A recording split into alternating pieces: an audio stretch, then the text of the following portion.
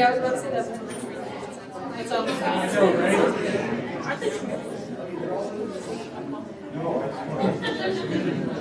yeah, it's giving it.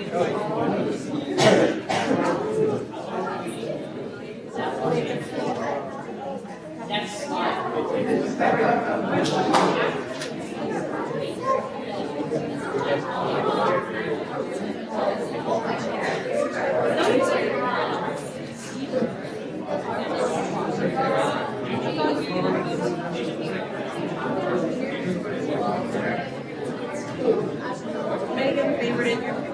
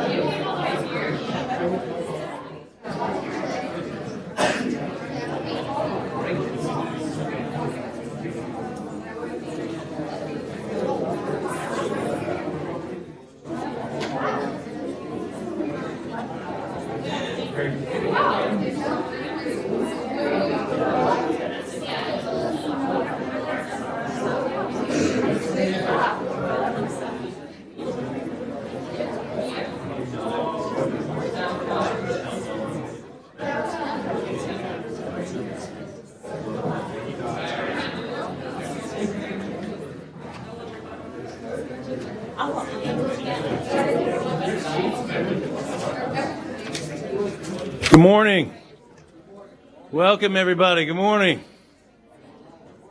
All right. Okay, excellent. Look at that, coming right to attention. That's fantastic. Well, it's delightful to see everyone today. My name is Doug Bradburn. I'm the Fred W. Smith. I'm the founding director of the Fred W. Smith National Library for the Study of George Washington, this building that you're in. I've already seen some tweets about our fantastic Christie microtile screen, which is state-of-the-art and certainly awesome.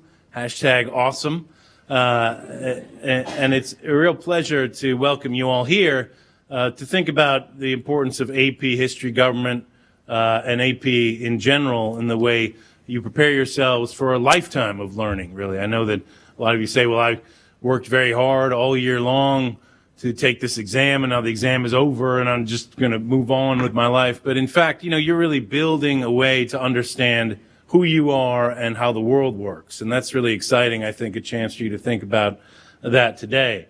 Now, we're here at Mount Vernon, and Mount Vernon is a special place because it is, of course, the home of the father of our country, George Washington. But it only exists because of the enthusiasm of a great group of women from the 1850s who came together to save the house when it was falling apart and was going to fall to ruin. And so they raised the money to save the mansion and at the same time created American historic preservation.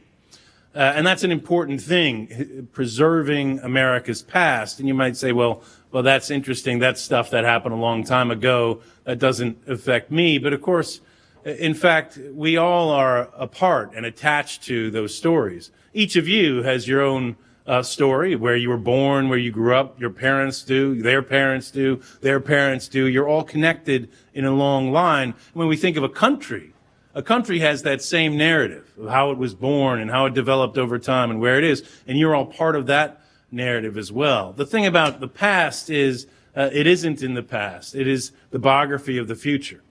It's how we understand why the world looks the way it looks today. And it's a great resource for you to make sense of what is a confusing, complicated time that we live in. It didn't just happen all of a sudden. This has been the story that we're all a part of. So, if I think you look at your life as a challenge of lifetime learning, as an opportunity to build on what you've done already, I think that you're in for great things. And we're really enthusiastic to see you guys develop over time. All right. So let me talk a little bit about the program today. The format is going to be a speaker will come up here, and there'll be lots of discussion. This won't work well if you guys aren't ready to talk. And of course, you'll be joined by students all over the country. We're going to have over 30 classrooms. And right now we have many classrooms streaming in. Say hello, everybody back there. The students in the room are from Hayfield Secondary, and there'll be some students joining us from Thomas Jefferson High School as well. And you all should be sharing your experience together. I know. You have to be able to get along. That's part of being a citizen today, right? And there's students, as I said, from all over the place. And it'd be a great idea if you all could share your reflections. We're using on Twitter and Instagram the hashtag APUSH Townhall. So feel free to do that. Of course, students in the room, if you're looking at your magical boxes, it better be only to tweet and not for anything else, right? Is that right? Yes. Okay, so let's go ahead and get started here. I think this will be a very interesting conversation. I want to introduce Allison Wickens, who's the Vice President of Education here at Mount Vernon, who's been working with the World Affairs Council and the Smithsonian Institution to help bring you this program today. We thank them, our partners, and she'll introduce our first speaker. So let's have a fun day together, and I appreciate you all being out here at beautiful Mount Vernon. All right.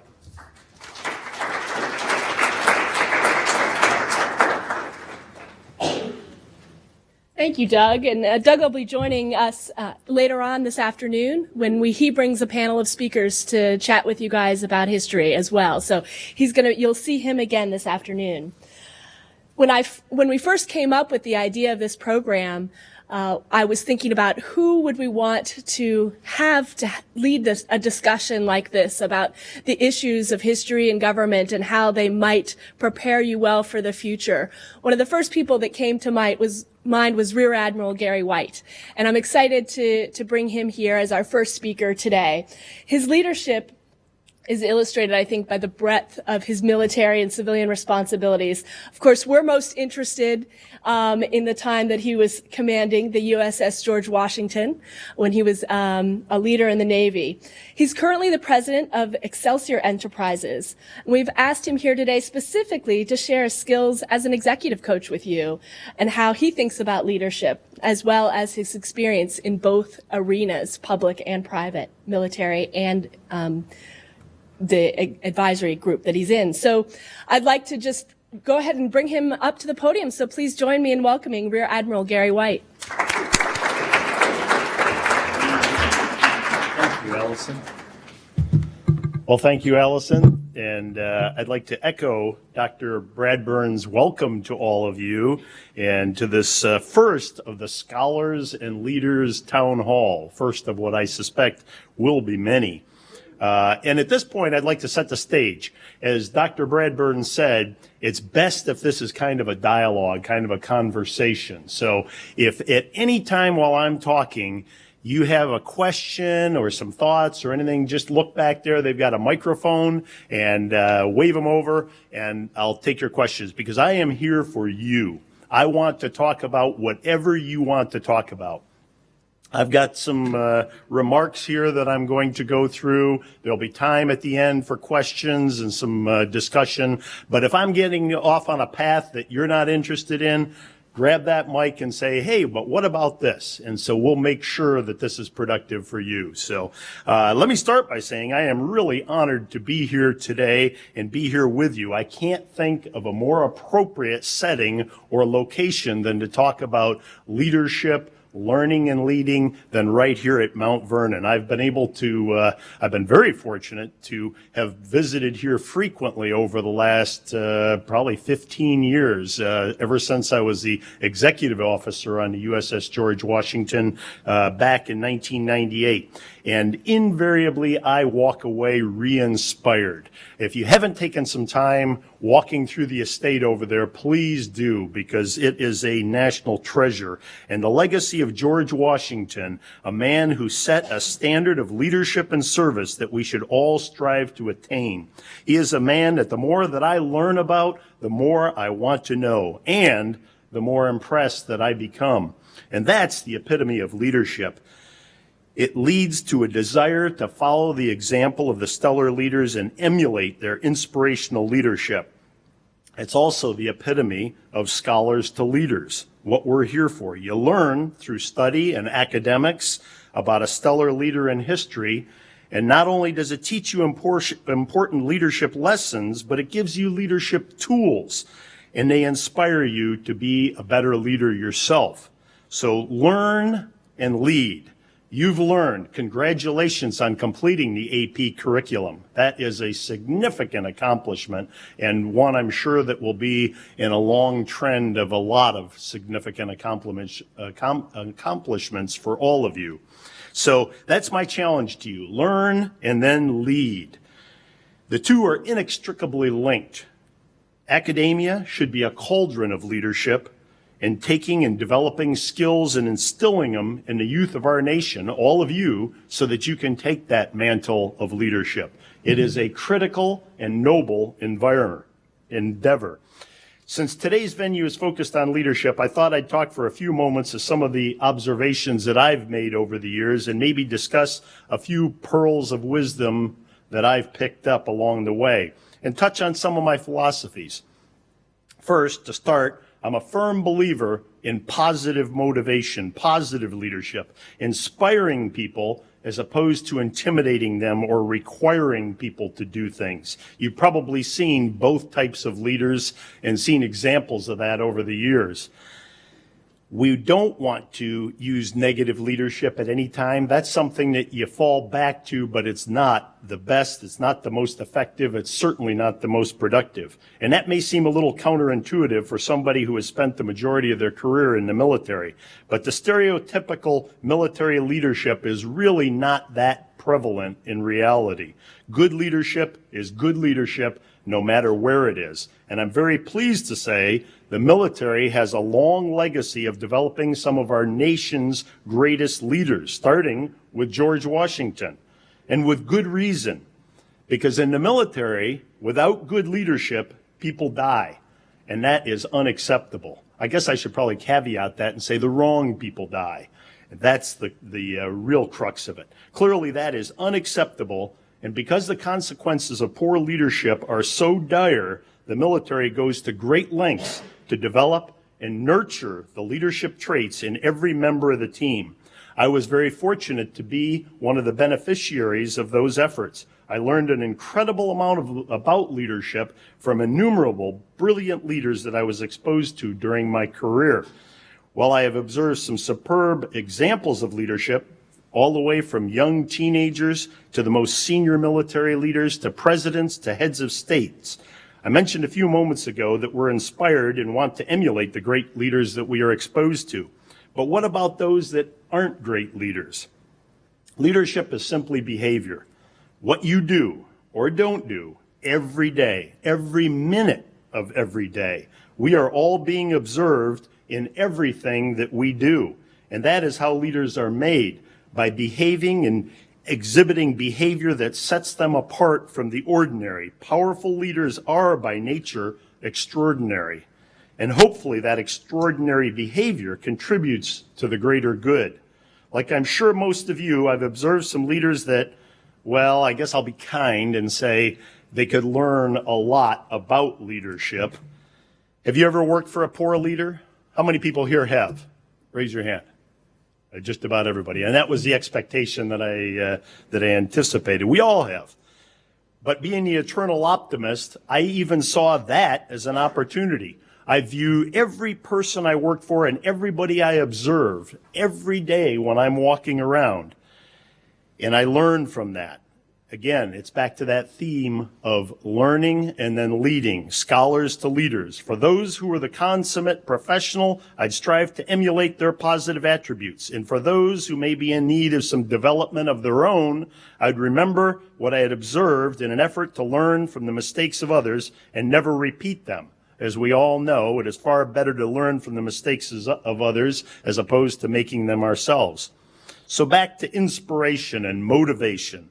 I've often said an organization is doing well in this regard if its team members have been so dedicated to accomplishing the organizational goals, so devoted to the organization's success, that they will self-sacrifice to accomplish those goals. George Washington inspired that from those he led. You've seen that in history, to the point that on Christmas Eve they were leaving bloody footprints in the snow as they were marching to Trenton. They had become so dedicated that they would die before they would fail. I saw this devotion repeatedly when I was serving in the Navy. But the critical point is, if a leader has been successful in achieving this, they have a responsibility. In most cases today, for most leaders, it's not a give me liberty or give me death type situation. Most leaders today, if they have inspired that level of dedication, they must ensure that those dedicated team members don't overextend themselves to the point of self-harm. An example of this was a tremendous leader that I worked for in Italy when I was over there. He was the admiral that was in charge of all the U.S. Navy forces in that part of the world, the Mediterranean, Africa, effectively about a quarter of the world, and all the NATO forces in most of that area. So he was a preeminent and he was a stellar leader, incredibly dedicated. But he had one failing. He did not remain in tune with those that he led. He did not see the impact of the horrendous operational tempo that was being maintained on the individuals that he was leaving. It took an unsustainable toll on their personal lives. To be a good leader, you must be compassionate. You must be a caring leader, and you must be aware of what is happening in your organization. And that requires good communication. In the Navy, as in any organization, a failure to have open lines of communication can have catastrophic consequences on a myriad of levels. Since it's virtually a universal imperative for good leaders to foster effective two-way communication, every time I took over a new organization, I would conduct a meeting with all members of the team in attendance, and I would clearly articulate what my expectations were, what our goals were, how we were going to accomplish them, what behavior was encouraged, and what conduct was unacceptable. This can effectively be summarized in a mission, vision, and guiding principles.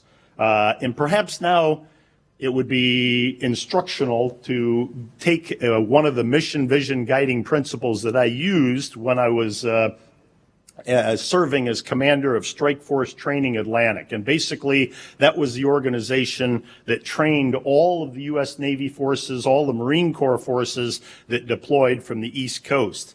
So if I can figure this out, I'll go into that. So this is, again, the mission, vision, and guiding principles, kind of the philosophies that we would use to conduct our business. And keep in mind that this is, is there a question there? I was just going to say, they all have this in front of them. Great, So. perfect. Okay, so you have it in front of you, and I'll kind of go through it here. And as I go through it, if you have questions, again, just raise your hand, get my attention. So starting right off with a mission. The mission of this organization was to support national policy by conducting safe and effective strike force training of Atlantic Fleet naval forces. Specifically, through warfighting primacy, we enable, mentor, and assess integrated tactical training to attain the highest level of readiness possible, thereby ensuring successful execution of any operational commitment in the projected operating environment. We were the enforcement arm of our nation's foreign policy. President Roosevelt, I think, said that it is best to negotiate from a position of power. And while we don't want to overemphasize that, we certainly want to emphasize diplomacy first. And there is a big component of the military service called soft power. We all think of the military hard power, going out and destroying things and unfortunately killing the enemy, but that is a minority of what we do. I believe it is far better to prevent war than to win it. And that's what was the majority of what we would do. So we would give our diplomats, our State Department, the current administration, and all administrations that power base from which to negotiate. I think you all are aware right now what's going on with ISIS and some of the terrorists around the world. And we have a standing policy that you don't negotiate with terrorists, and good reason. You can't really negotiate with people who are committed to killing you. And so, again, we have that military behind us so that we can go and negotiate from a position of power. So the vision.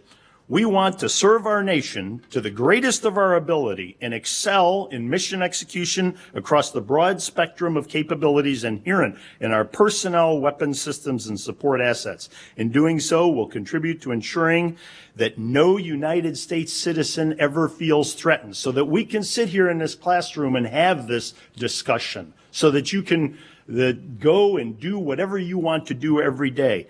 We never want any of our citizens to feel threatened or in danger of losing their inalienable rights. We intend to do this through self-imposed requirements and goals, always striving to exceed those placed upon us for the betterment of our nation and the world as a whole. As I said, there is no more awesome military force in the world today than the United States military. And if our territory is ever threatened, we want to be able to repel that. We want to prevent any kind of attack from ever happening again. And if there has to be a fight, which we don't want, we want it to be an away game, as they say. We don't want the bombs hitting here. We don't want our homes destroyed.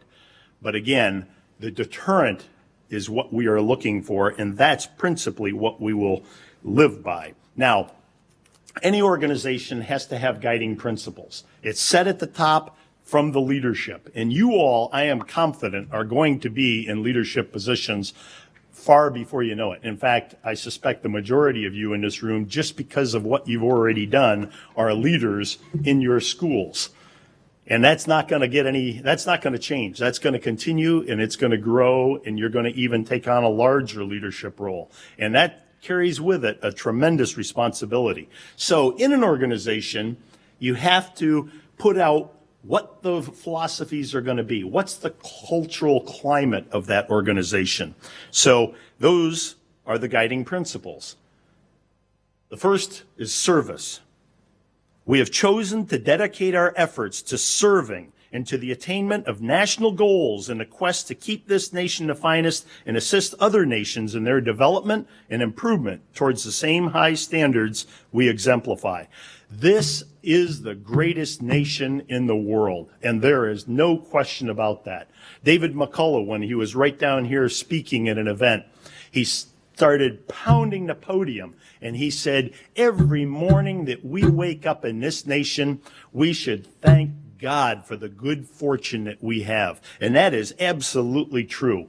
But we want it to remain the finest nation in the world, and that requires effort. You know, there is a right up the road here on the Korean War Memorial, there's a very simple but very profound inscription. Freedom is not free. Our forefathers made the sacrifice and served to create this nation, and you're fully aware of that. But it will only remain the greatest nation if we continue to serve, all of us. And Kennedy said it very succinctly. You're very aware of it. Ask not what your country can do for you, but what you can do for your country. That being said, we are the greatest, but we also have a responsibility to help other nations improve themselves and try to elevate their standards of democracy and human rights to the level that we have attained. And we never want to be arrogant. And that's sometimes a problem for us. Because we know that we're the greatest nation, we don't want to be condescending. We never want to have that arrogance, and we never want to put people off. We want to help other nations to get to where we are. Another guiding principle, integrity. Every action must be weighed in terms of morals, ethics, and contributions to society. We take full responsibility for our personal and professional actions. You know, that's a revelation for some. There are too many people around right now who like to shirk responsibility. And I'm sure that you can come up with a million examples, as can I, of where people have done things that they are responsible for, but yet they'll try and displace the blame. Well, it wasn't my fault. There was this, there was that. The bottom line is we are responsible. And we also, right up there with that integrity, we have to be honest and uphold those personal values, those core values that are essential just to demonstrating proper character and being good people. That honesty, because we have to be able to count on one another. How many of you all are familiar with the book, The Speed of Trust? Raise your hand if you ever heard of this. The Speed of Trust. Nobody. Okay. Oh, okay, good. One. Well, it's a good book. I would recommend you read it. But the gist of it, and I'll put it real quickly and simply, if you were put in a room with a group of people and you had to accomplish a task, and you had two groups of people with the exact same task in two different rooms, and in one of them, you trusted everybody else that was in the room inherently. It was like they were your brother, your best friend. I mean, there was absolutely no doubt in your mind about their trustworthiness and their honesty. How long would it take you to work together and get to a problem? It would probably progress pretty quickly. The other room, you go in there, you have the exact same problem, and everybody in that room, they are out from your perspective to stab you in the back and to prevent you from doing anything you want to do. You have absolutely no trust with them. They're dishonest, that type of thing. How long would it take you to work with them and get to the same result? Obviously a lot longer. That's the gist of the speed of trust. And that comes from those core values and honesty and integrity and that type of thing. Another thing that's essential in any organization is teamwork. Within the bounds of service and integrity, which we already talked about, our individual efforts are directed towards attainment of organizational goals, not personal gain. We recognize that the accomplishment of our mission or what our goals are requires the efforts of every member of our team. It's why we serve. It's the greater good, a cause greater than ourselves. It's not that self-interest. It's every member of the team working together and contributing to the greater good. Civility, that's the next one. We maintain an atmosphere that encourages personal growth and development, that is free from harassment or discrimination, demanding courtesy, respect, and equal opportunity for all. Race doesn't matter, gender doesn't matter, religion doesn't matter, age doesn't matter. All of those things are irrelevant. An organization has to have a culture where everyone feels that they will be assessed simply on their performance and the contribution that they make. None of these other predetermined factors. And it has to be so inculcated that it's embraced by every member of the team. I used to tell the folks in my organization that if you ever hear of this, if you get a sense of it, you need to stomp on it right then and there, crush it. If you can't, then you need to go to your boss. And if their boss is the problem, you come to me and it will be gone. I guarantee it. And that type of atmosphere where people have confidence in the organization and those core values that I talked about, yes, you have to have them as an individual, but at the same time, if all the individuals of an organization have them, then the organization also will have them, because an organization is only as good as its people. And that's what needs to be thoroughly inculcated. Safety and readiness. You have to maximize your readiness, your ability to do what you want to do to accomplish your goals through the preservation of human and material resources, which in turn is accomplished through safe operating practices. In this organization, there was no training mission worth risking injury, damage to any of the equipment, or death of any of the team members. Clearly, that is something that needs to be adhered to in any organization, anywhere. And I think that we always had the policy that every single member of the organization had the authority and the responsibility to stop any evolution if they deemed it to be unsafe. And that's empowering when every member of the organization understands that they can say, wait a minute, I don't think that this is safe. I want this to stop. And it will happen. And then we will look at what's going on, find out why they think it's unsafe. If it's unsafe, then we will change the practice. If it's not, then we'll maybe explain to them, well, you know, this really isn't unsafe. And I can give you a real quick example of a case of that. We were doing an UNREP, which is an underway replenishment of two very large ships out in the Atlantic. And there was a horrendous storm going on. And so both ships, when you're doing an underway replenishment, you effectively put cables across the two ships and you pass the material to the ship that's being resupplied while you're passing through the seas. And so you've got these cables connecting the ships and you're operating probably 150 feet apart. And when you start talking about something as large as an aircraft carrier or a supply ship, that there is so much inertia that is very, very tenuous. Well, the storm and the seas were causing those ships to pitch so much that the bow was coming up out of the water when it would pitch up, and then it would go down, and the bow would actually go under the water, and the props in the back were coming out of the water, which I'm probably not describing it so that you get the picture, but they were moving a lot. Well, the officer of the deck comes out and he sees this and he immediately thinks it's unsafe, that we're about to have a collision, and he was about to call for an emergency breakaway. Well, we said, okay. And then we talked to him real quick and explained to him why it was safe, what we were doing, and we continued to progress. But the bottom line is every single person has that authority. And that also sends a message that the people in that organization, the members of that team, are valued, because we will stop what we're doing. We will not go any further if it's going to put any of our team members at risk. Obsolescence. Operational environments and priorities are dynamic. We must understand the changing requirements and adjust to meet them with efficiency, innovation, and technology. We commit ourselves personally and professionally to constant improvement, both individually and as an organization. We execute all assignments in accordance with proper procedures and doctrine, while simultaneously promoting a command climate that encourages initiative and the pursuit of new concepts and ideas. When it becomes apparent that modification is in order, we initiate the change process. Change is constant. It's gonna happen. And if organizations don't respond to it, they will become archaic and they'll be ineffective. I mean, how many of you ever saw the movie, and this was, I'm going to date myself here, Other People's Money? Nobody, okay.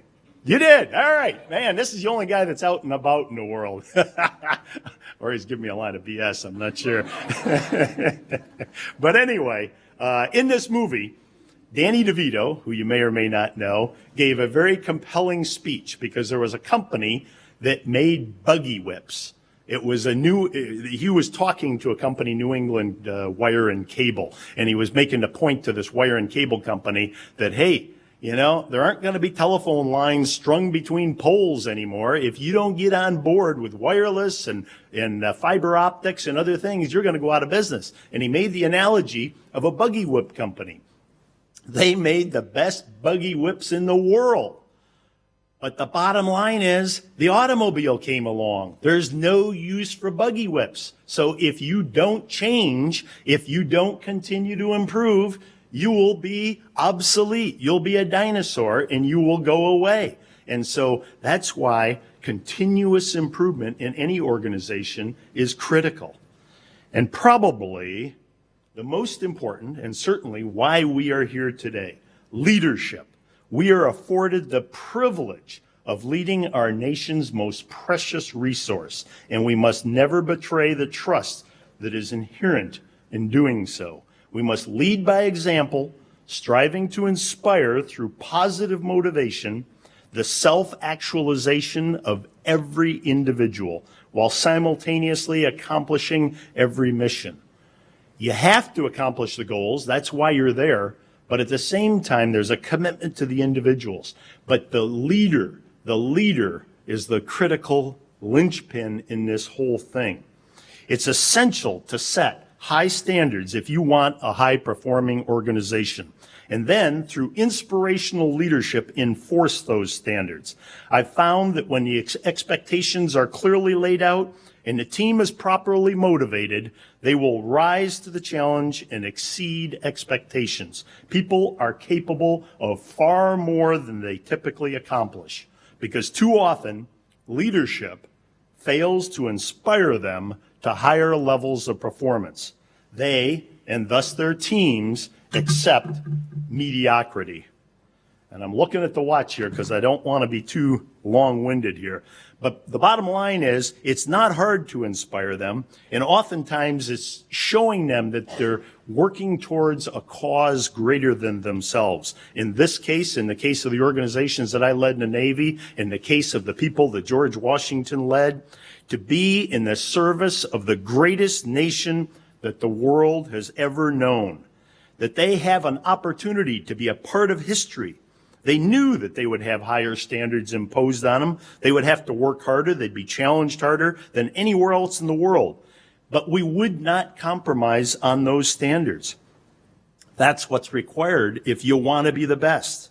And they would have to step up to the challenge. You give them the tools to be successful, the training, the resources, and then we would care for them, care about them, make sure it's that compassionate, caring leadership.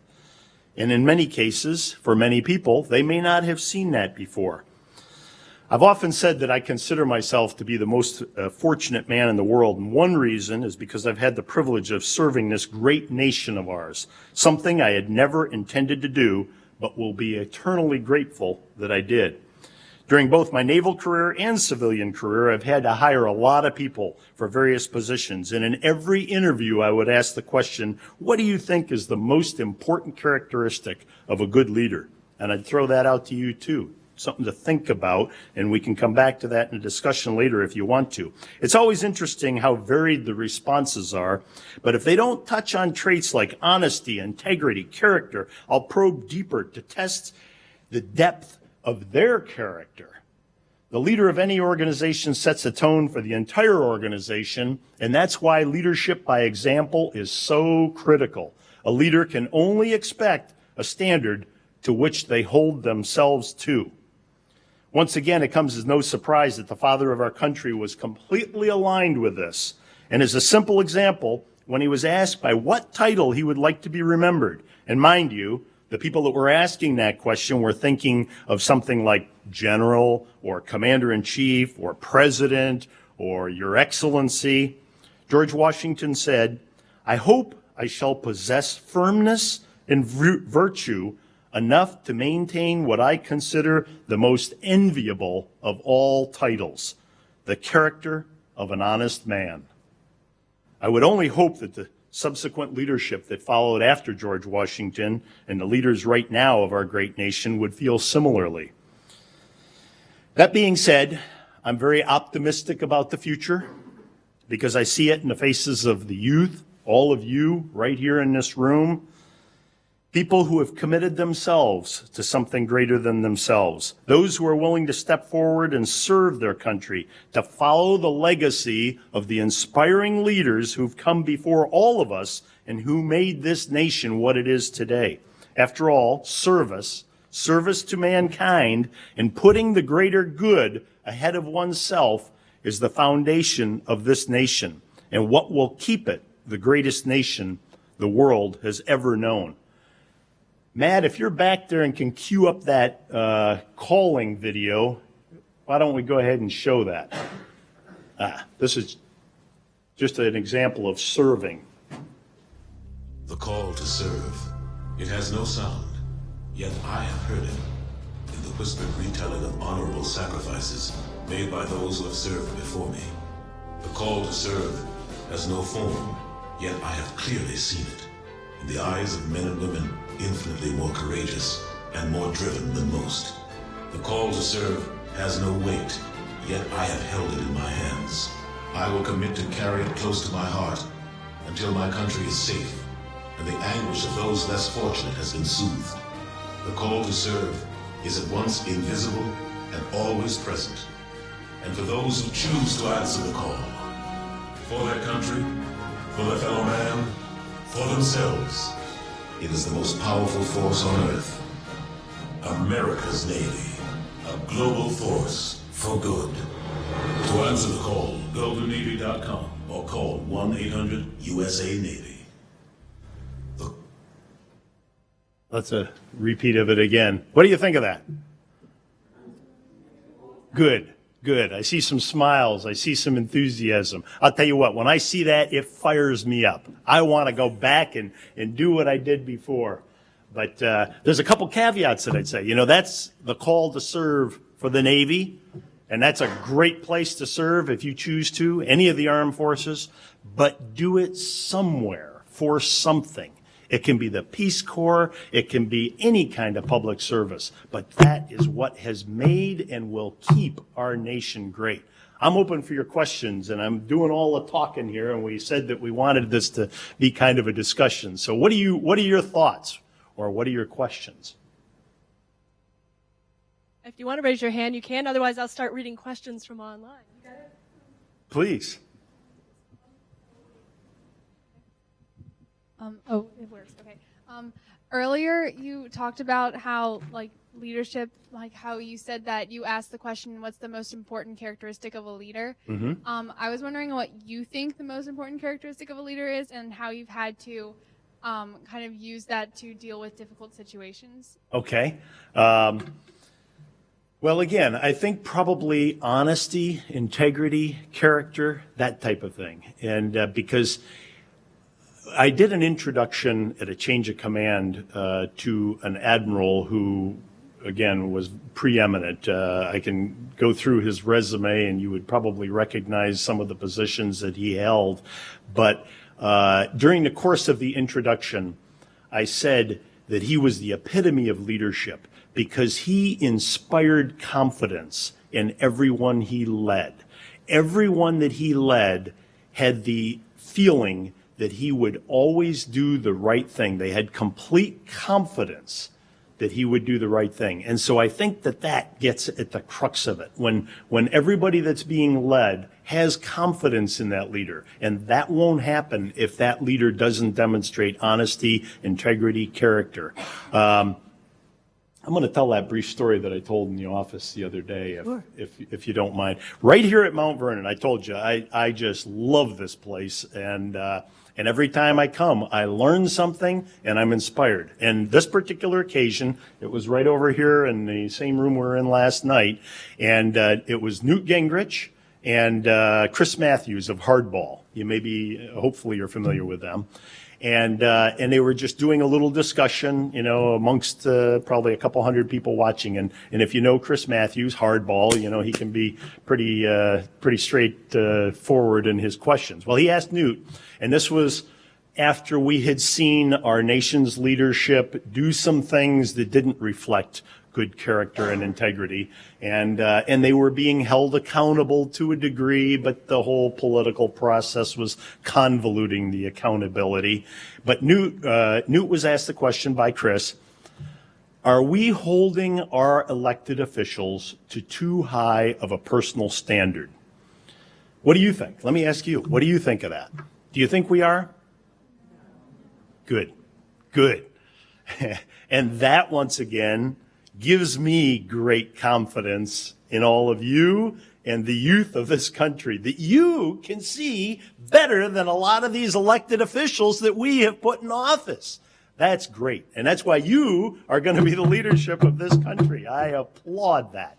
Well, so at any rate, Newt danced around the question and didn't necessarily give a straight answer. And don't get me wrong, I have great respect for him, and he has made some tremendous contributions. But like all of us, we all have shortcomings and all have things that we need to work on.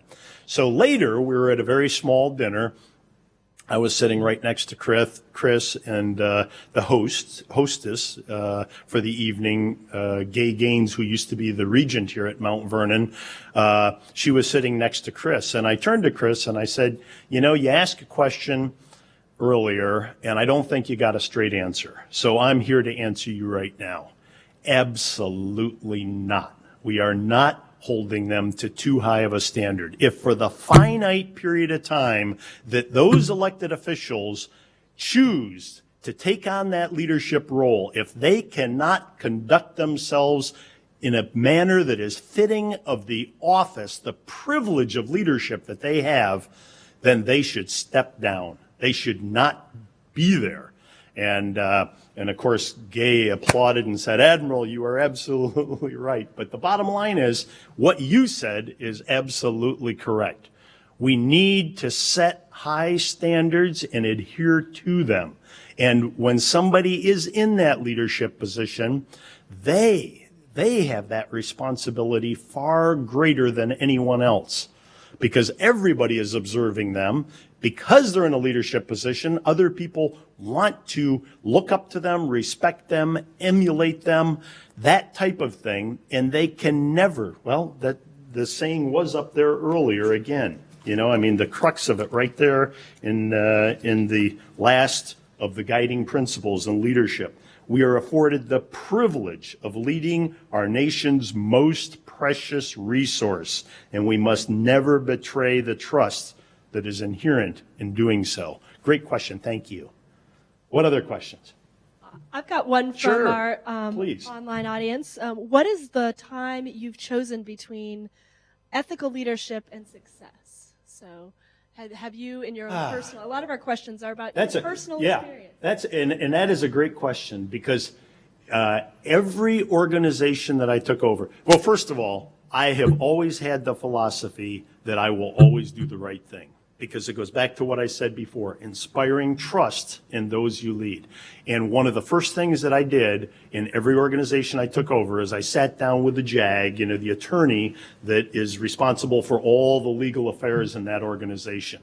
And they sometimes would get frustrated with me because I would take too much of their time, and that's another thing that I can go down. It was about non-judicial punishment and captain's mast and court-martials and things like that. I would make them work very hard. That's another subject, if anyone cares to ask me about, I'll be happy to touch on. But in this case, I would sit down and I would talk to them and I would say, I want you to know, and I want everybody in this organization to know, that I will always do the right thing.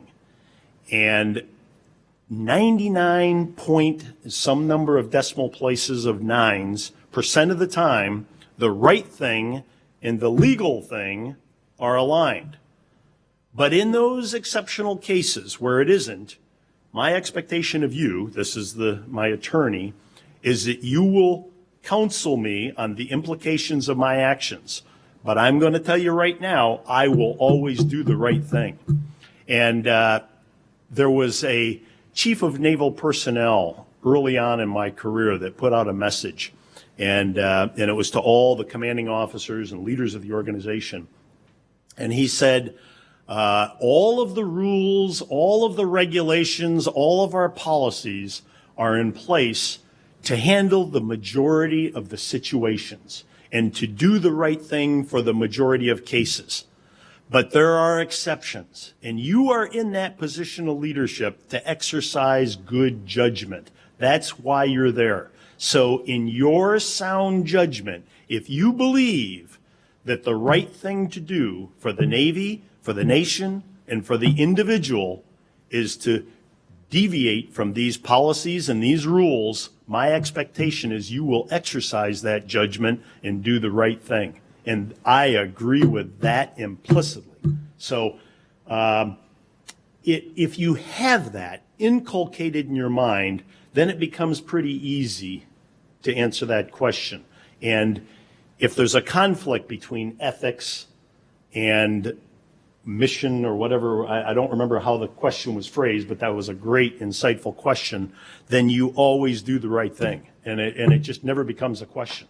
Now, certainly there are times where discerning what the right thing to do in a particular circumstance when there's conflicting priorities can be a challenge.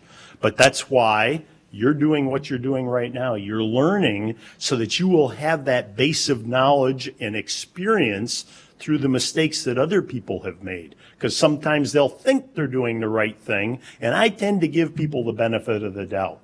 Our elected officials, I've been laughed at and chastised a couple of times because I said, that I give our elected officials the benefit of the doubt, and I think that they start and they're all motivated with good intentions, and they want to do the right thing.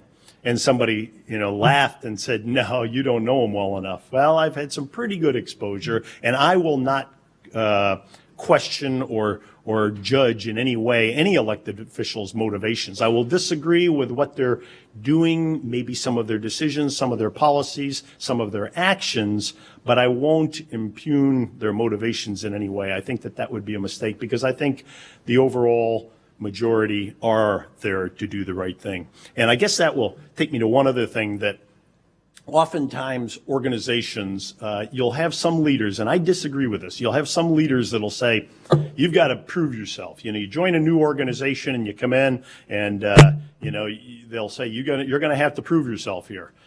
In all of the organizations that I led, I welcomed everyone and I said, you have my complete respect.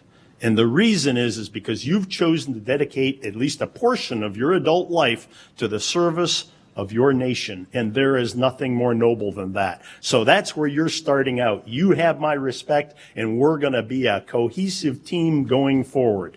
And I think that is the best way to go, because then everybody feels part of that team. They don't come in with this feeling of, oh man, I got to prove myself, blah, blah, blah. They start off up on a step from day one. Okay, more questions, and please feel free to jump in. Other questions for the Admiral? So you were sort of talking about getting elected officials to adhere to a certain standard, and then also I think it's personally really very, very important for leaders to work together and be able to come together on issues and discuss issues. So then obviously there was this group of senators who sent this letter to Iran, this open letter, and then they signed it, completely undermining the power of President Obama, and obviously not showing very good cooperation between the two groups. And so I was sort of wondering how can we actually get these officials to adhere to a certain set of rules, and if they're gonna not be able to be willing to work together and cooperate. Yep. How can you do it? Number one, vote.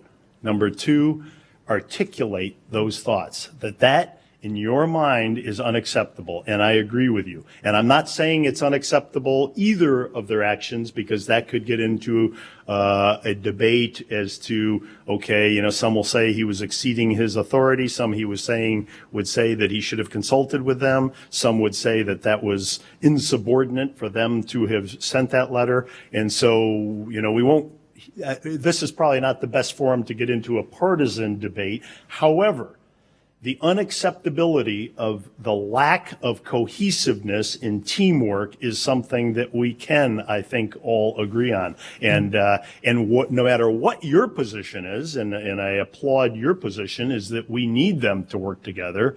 And people have told me that I should run for office. And probably my biggest hesitation with doing so is because I have always fully embraced what you're advocating here, that teamwork concept. And it would trouble me to be in that environment of partisanship, that environment of backstabbing. Somebody once said that in Washington, your friends stab you in the stomach, your enemies stab you in the back, but that kind of mindset is unacceptable in my mind. And another one that comes to mind, and it was a change of command that I had in the going away gift, because we had just lost, my wife and I had just lost our dog that we had had for years. They gave me a puppy for the going away gift the night before the change of command. It was wonderful. I thought it was a gift for my wife. It was a big basket they bring out, and as they bring it out, the top starts popping up, and sure enough, a puppy's head sticks out. So it came to the change of command the next day, and the change of command speaker, because when I left it was when I had command of an F-18 squadron. I was going to Washington, and the speaker said, I think it was President Truman said, if you want a friend in Washington, get a dog. And so he said, you're well prepared. But that is the crux of part of what is wrong with what's happening right now, is people aren't working together enough for the goals. There is way, way too much partisanship. And so I applaud you for thinking about that. And so in answer to your question again, vote and let them know where we stand, that lack of cohesive teamwork is unacceptable and it's detrimental to the future of our nation. What else? Okay, please, right here. And then we'll go over there. Okay, hello, sir, and first of all, thank you for your welcome. Thank you. A wise man once said, everyone wants to change the world, but no one wants to change themselves. In your view, what must we, the people, do to control the troubles of the world today? Well, I think you said it. You said it best right there. It's you change your own world. I used to have the philosophy, because there was always the competitiveness between, for example, squadrons. When I was flying in a squadron, your squadron versus your sister squadron versus the other squadrons. And then it became the squadron and air wing and the carrier, just that competitiveness. And sometimes competitiveness is good if it helps to elevate everyone's standards. But if it's competitiveness that is destructive, like you referred to, and I'm not sure that's competitiveness, but where people aren't working together, then that's problematic. So just what you alluded to there, the first thing is yourself.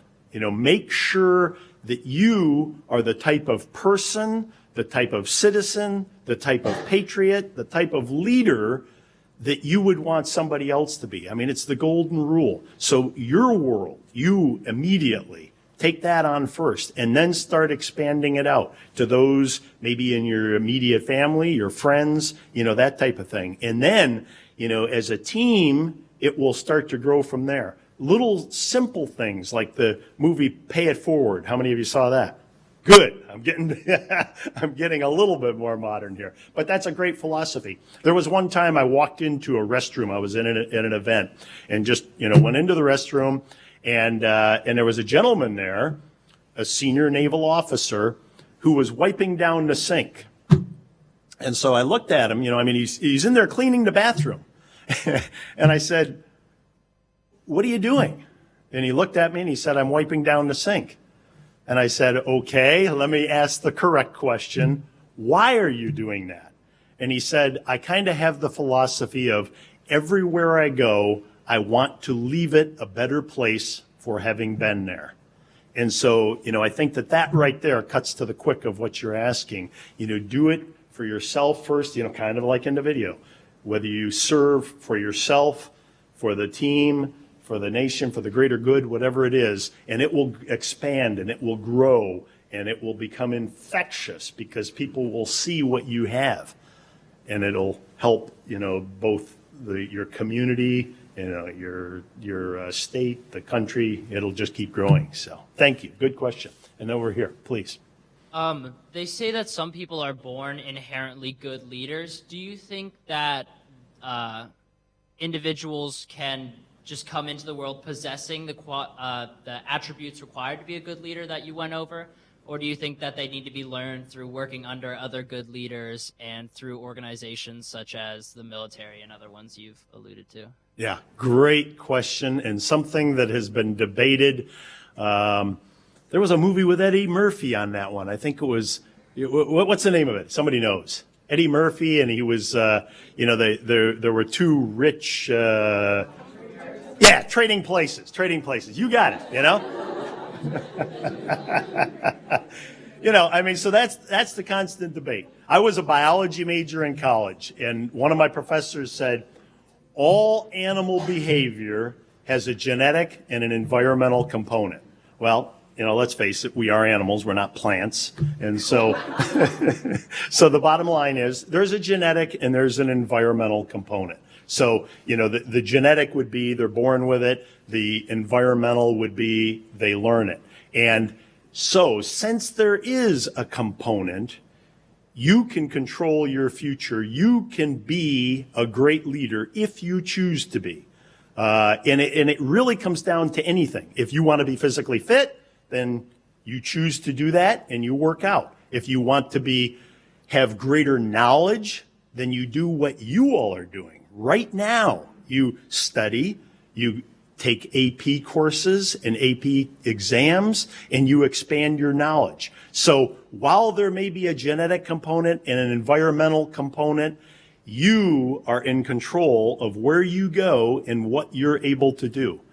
I had no intentions of going into the military, so I was fortunate that the environmental component, I stumbled on this career. And when I was a senior in college, I had a decision to make to go do what I had always planned I was going to do, or to take this opportunity. And since I looked at it and I said, these other things will be there in 5 or 10 or some number of years in the future. But if I tell the Navy no now to go off and fly these aircraft, they will never ask me again. So I chose to do that. And I was going to try it for a while. The while turned into 30-some years, and I can touch on the two pivotal points as to why I chose that. The first one was I saw the profound positive impact on entire regions of the world that we had simply through our presence. And this goes back to what I was saying before about the soft power. We could take a carrier strike group, go to any region of the world that was on the brink of hostilities, and simply through our presence, that deterrent effect, it would stabilize it and maintain the peace in that area of the world. And then the second pivotal moment was I saw the profound positive impact I could have on individual lives when I was the commanding officer of George Washington. There were 6,000 people working directly for me that I could really help them.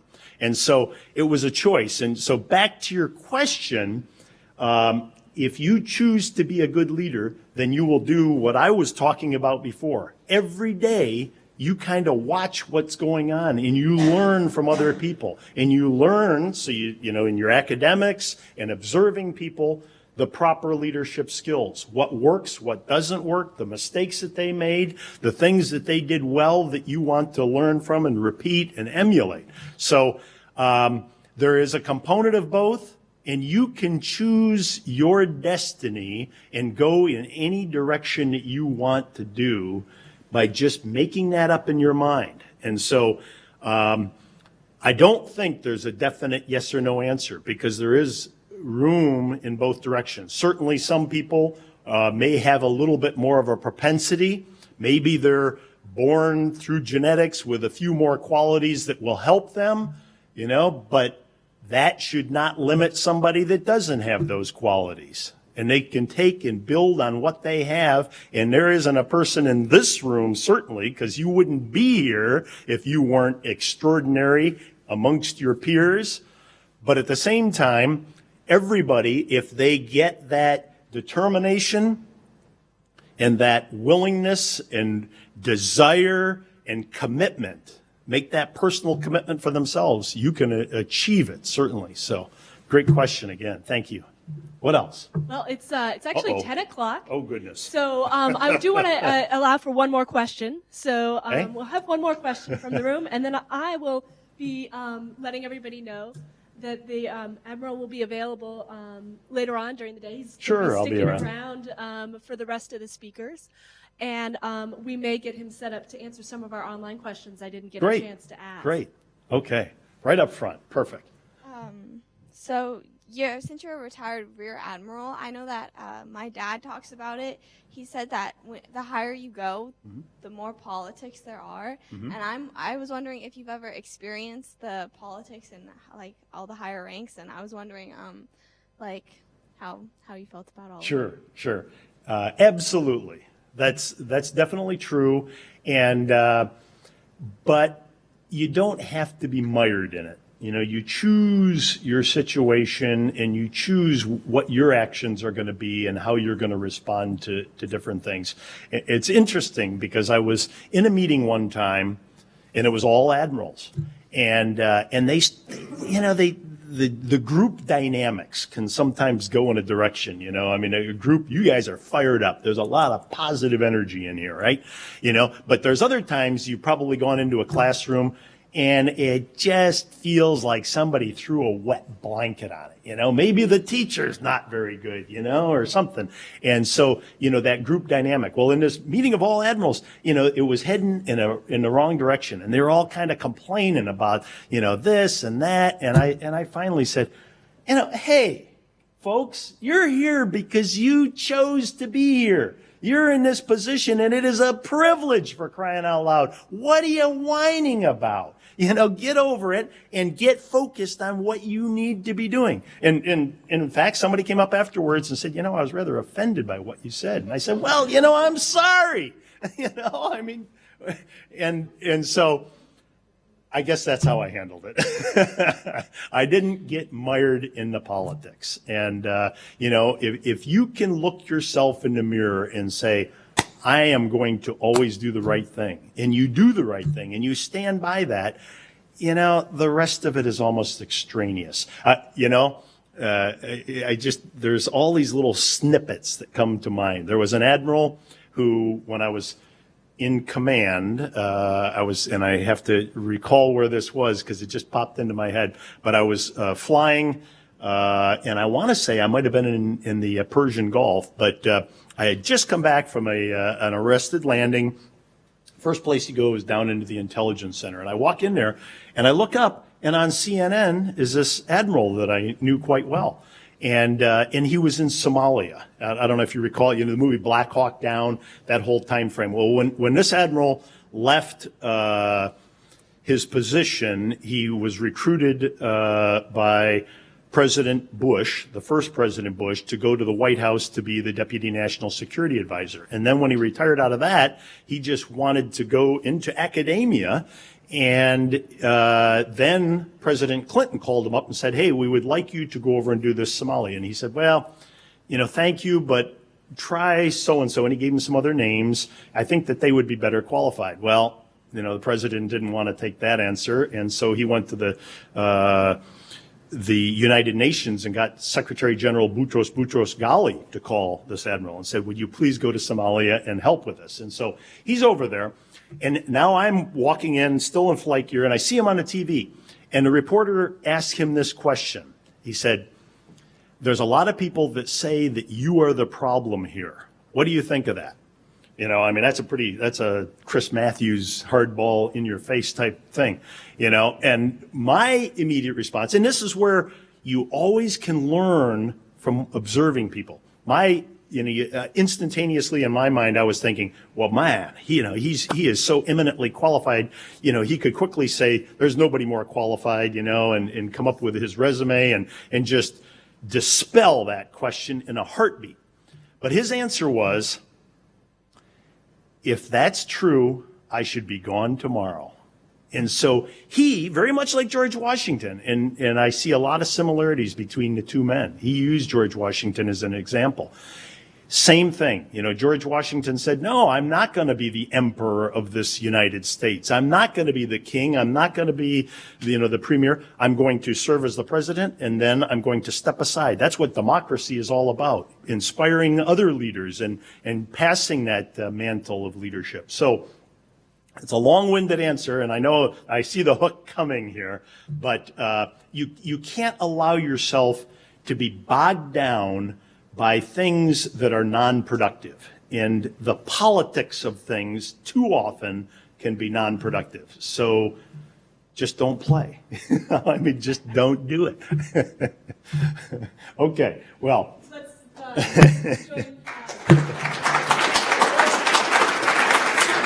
Thank you. Thank you all.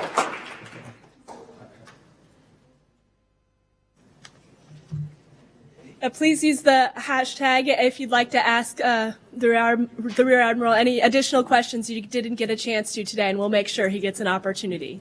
We want to welcome the students from Thomas Jefferson High School as well. Give them a welcome here, guys. They've been actually involved since they got here, but have been in the room next door where they've been joining us remotely. At this point, though, I would like to turn our podium over to Dr. Margaret Salazar Porzio, and she joins us from the Smithsonian's National Museum of American History, where she's curator in the Division of Home and Community Life. She's been lauded for her contributions to public history, but she also brings with us today her experience as a classroom teacher. That she was in Los Angeles, California. You have her bio in front of you so you can see the diverse areas of research that she's involved in. And I think it'll be an interesting, as the Admiral Gary White was talking about learning from looking at people, she's really going to be diving in how we can learn by looking at the objects and the things that people use. So please join me in welcoming Dr. Salazar Porzio.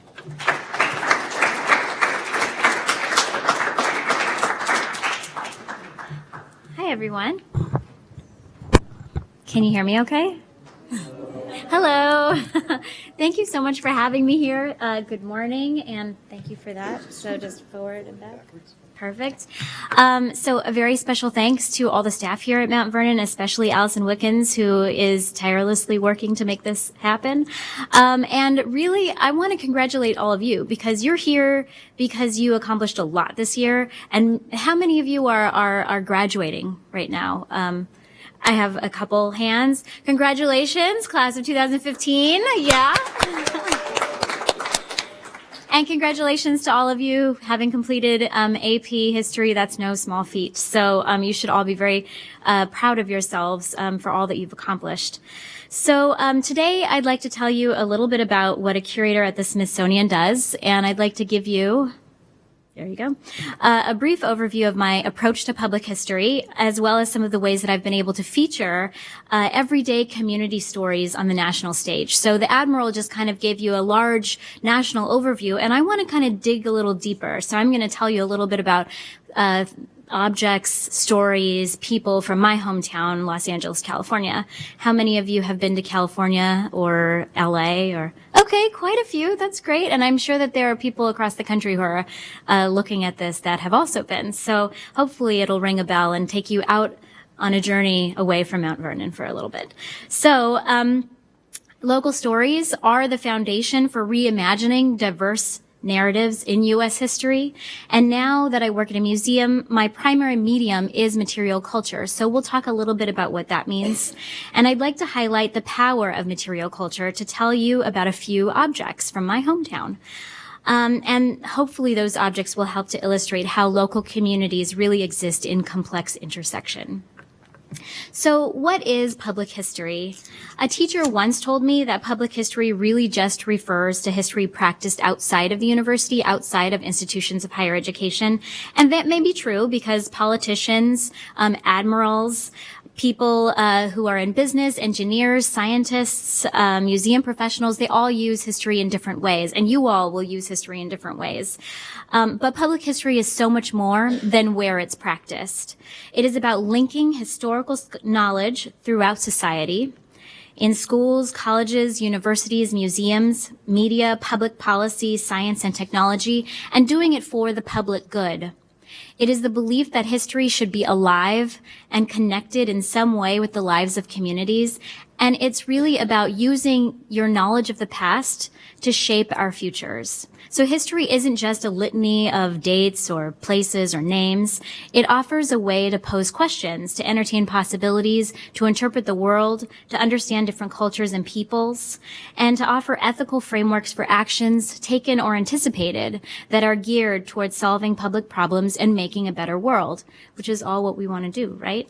So public history is important and it's powerful. It is an arena in which official stories can be contested and struggles for rights and justice have been waged. But I have found that we do not necessarily take seriously the ways that public history can encourage empathy and the moral and political courage necessary to achieve greater social good. So that's what I want to suggest here today, this morning, for you, the future leaders of the world. For me, the most important thing about public history is that in it, I find possibilities for cultivating a narrative imagination and empathy. So I should probably explain to you what a narrative imagination is. Public history can provide the opportunities for what philosopher Martha Nussbaum has called a narrative imagination, the capacity to enter into worldviews and experiences different from one's own. And in the museum space, this can be done through material culture. So I'll go a little more into narrative imagination in a little bit, but first, what's material culture? Let's start from the same point. And why is it important? So broadly, material culture is anything that exists in the world. More specifically, in the museum, material culture includes objects, architecture, clothing, writings, and the like, things that exist in 3 dimensions and that can be preserved to tell a story.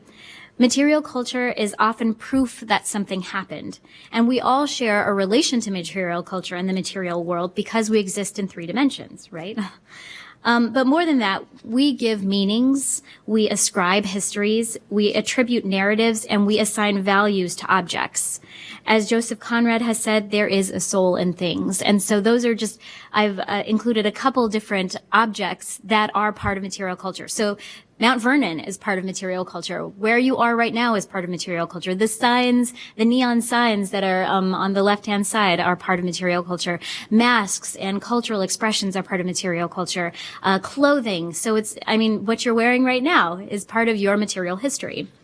So think about it a little broadly, and then what we want to do today and what I do for a living is think about how material culture more broadly can help tell stories about American history. So let's take, for example, a few other objects found in the Arizona desert. They were excavated from drop zones near the U.S.-Mexico border, and they are now part of the Smithsonian's permanent collection. They will be featured in an exhibit that I'm working on called Many Voices, One Nation, which I'll describe a little later. And here you see on the left-hand side is a weather-worn, dusty backpack, shoes inscribed with the words, "I love you forever," an empty frame proclaiming #1 dad. These all belonged to people whose names we can never know, stories that we can never learn. But their existence is proof of a journey, of a life, of a migratory route, of a #1 dad.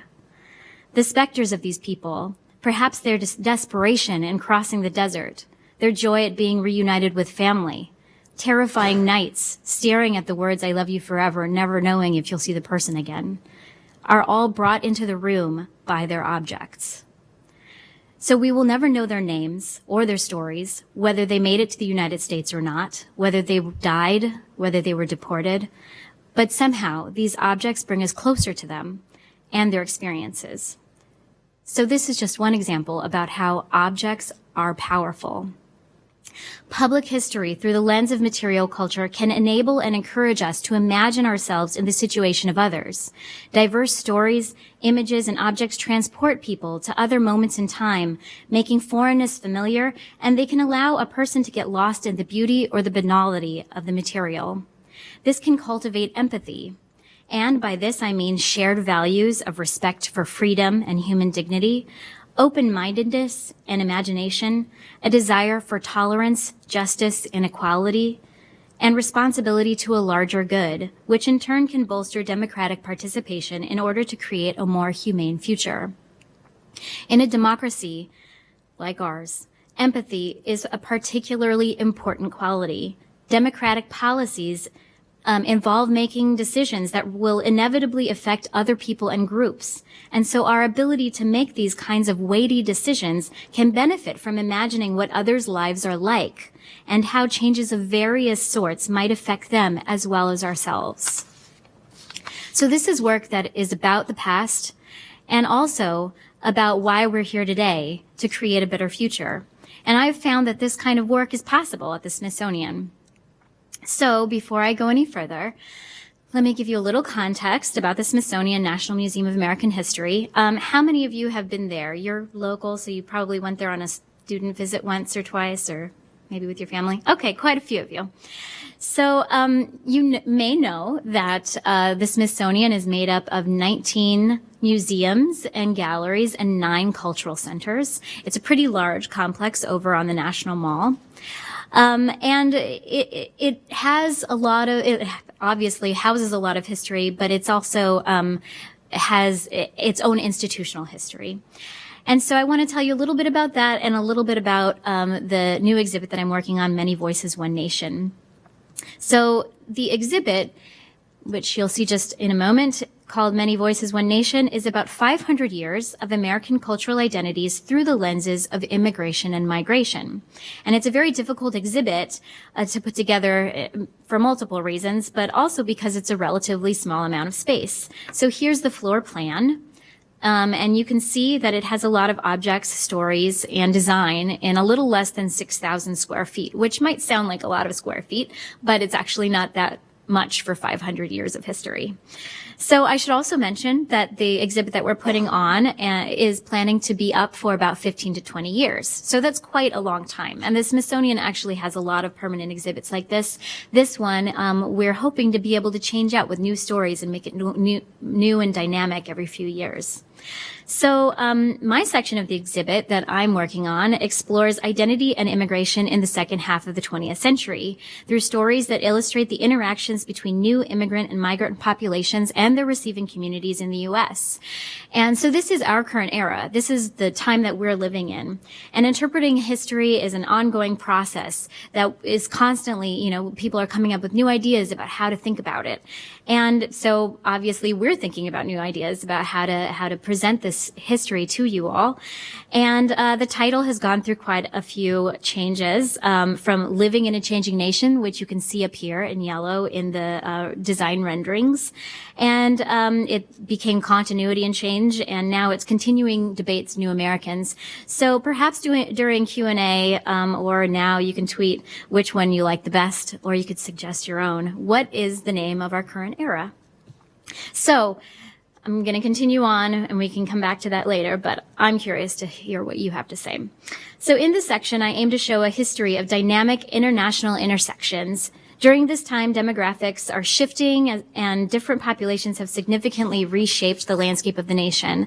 And so I hope that presenting stories of interracial collaboration and conflict, that I can demonstrate various layers of past and present inhabitants that defy our understandings of race, place, past and present.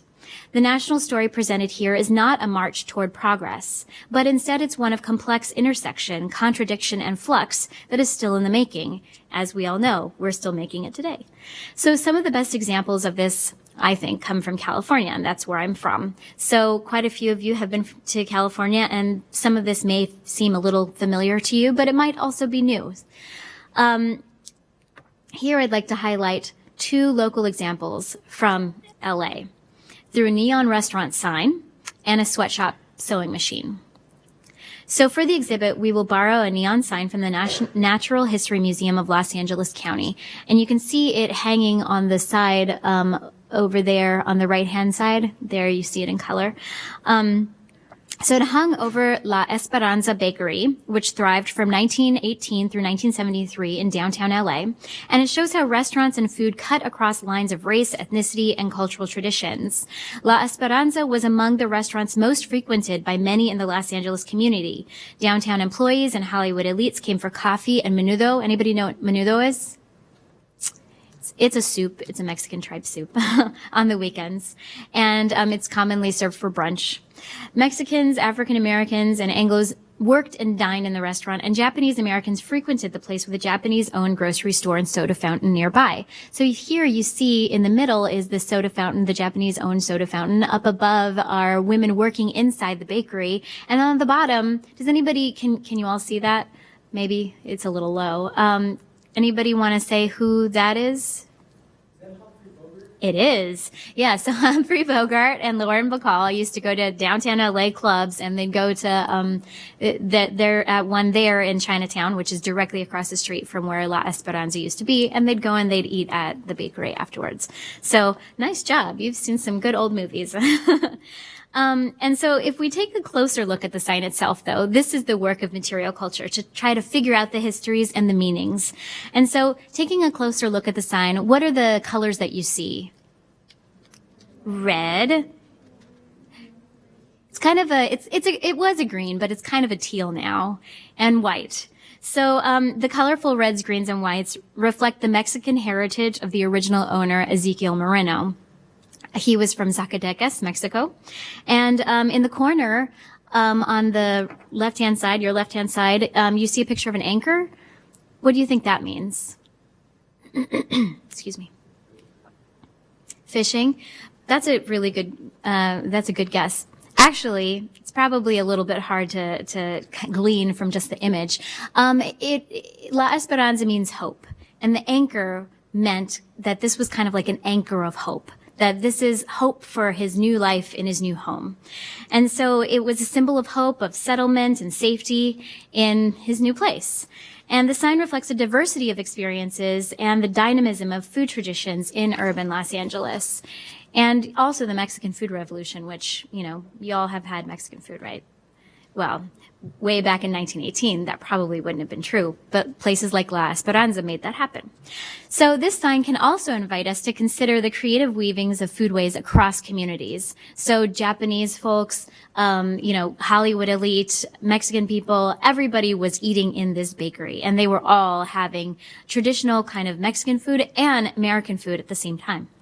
So I'd like to suggest that the presence of this bakery in particular in downtown LA and the restaurant that it lit for decades can be a challenge to our understanding of intergroup relations, that actually people, you know, they got together in the same places and they interacted a lot and they worked together and they ate together. So La Esperanza Bakery connects local identities and food traditions across perceived identity boundaries.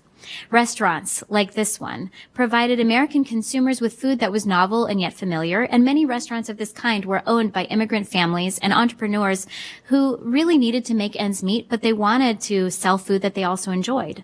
So part of the story of La Esperanza and many restaurants that you see from immigrant families across the United States, including in DC and Virginia, is a complicated process of making home in a new place and the interrelated processes of community and culture making.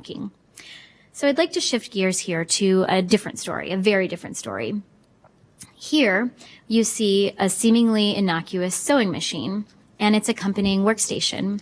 These objects provide an entry point, not to food history, but to a history of fights against human trafficking throughout the Americas and parts of Asia.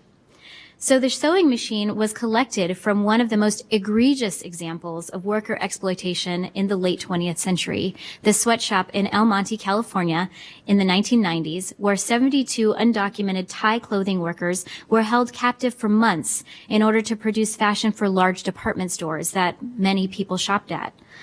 The 8 operators of the family-owned sweatshop who were arrested and convicted were also immigrants. Their stories were actually not too much different from those whom they imprisoned.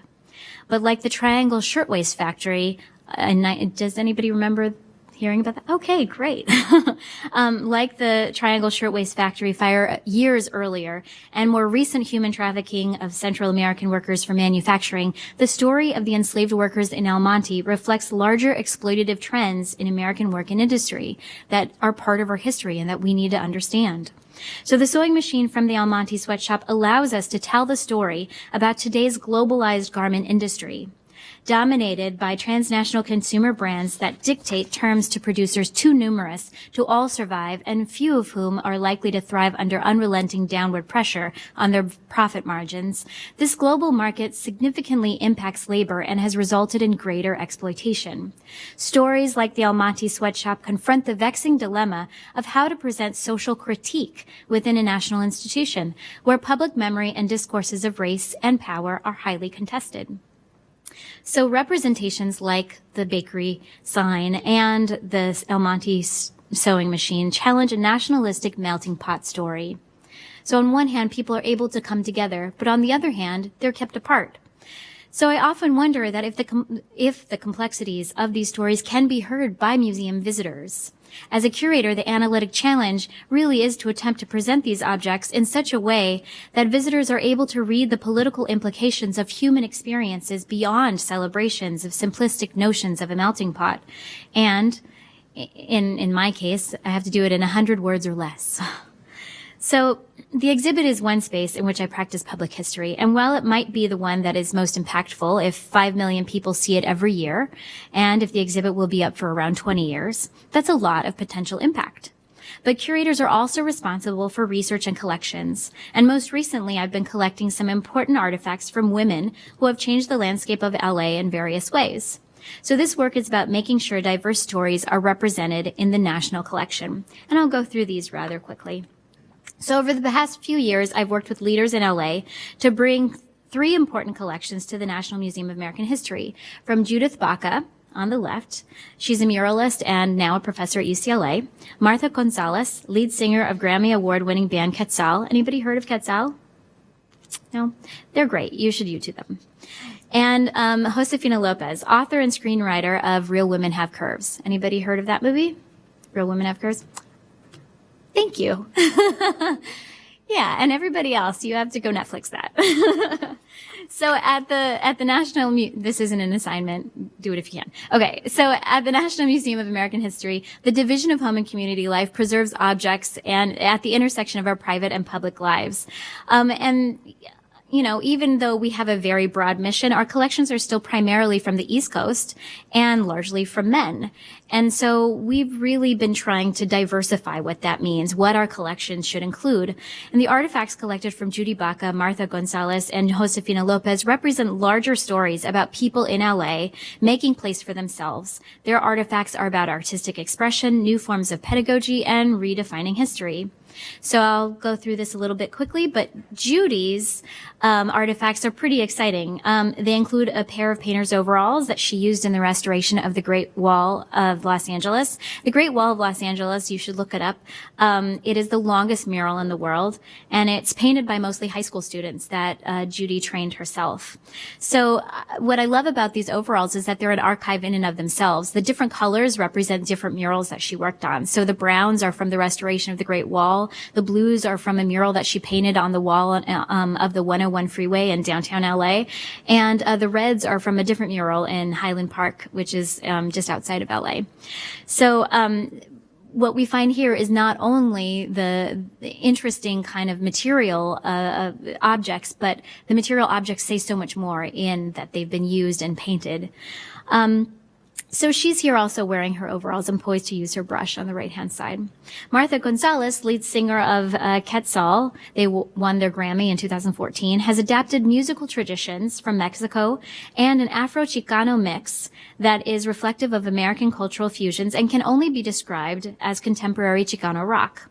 Their music is emotional and intellectual at the same time, and it is distinctly LA.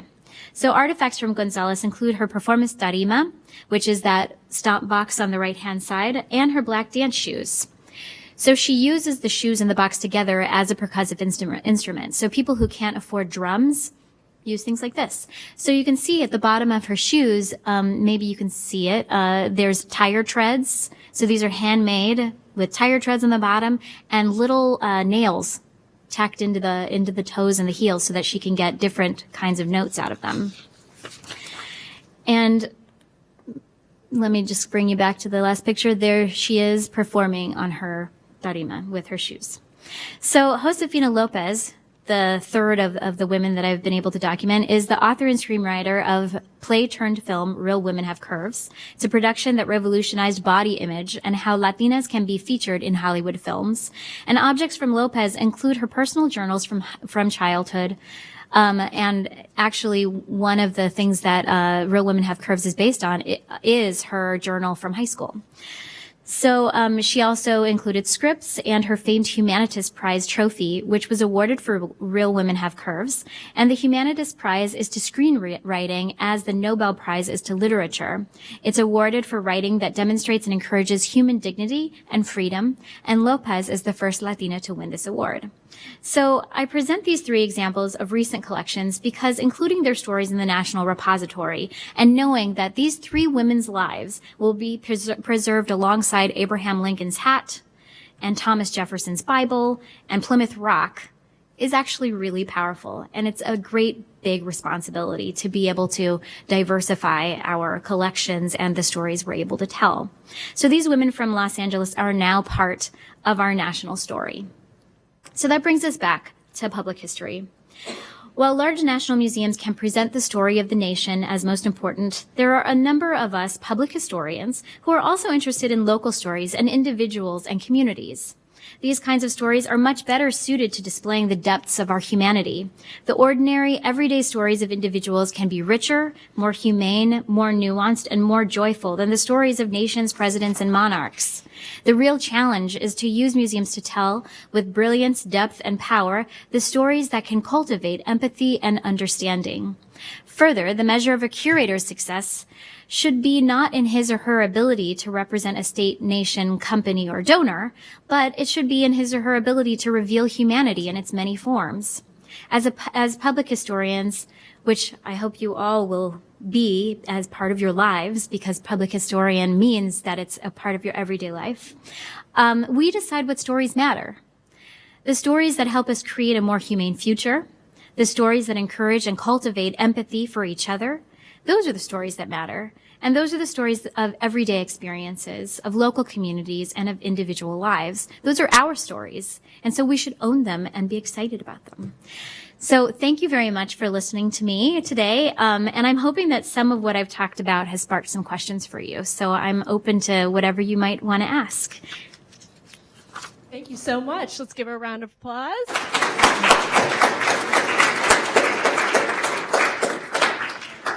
So I'll start with a question from online while you guys think of questions that you may have. We've got a tweet from A.J. Nee. What does the new public history exhibition tell us about America's international relations?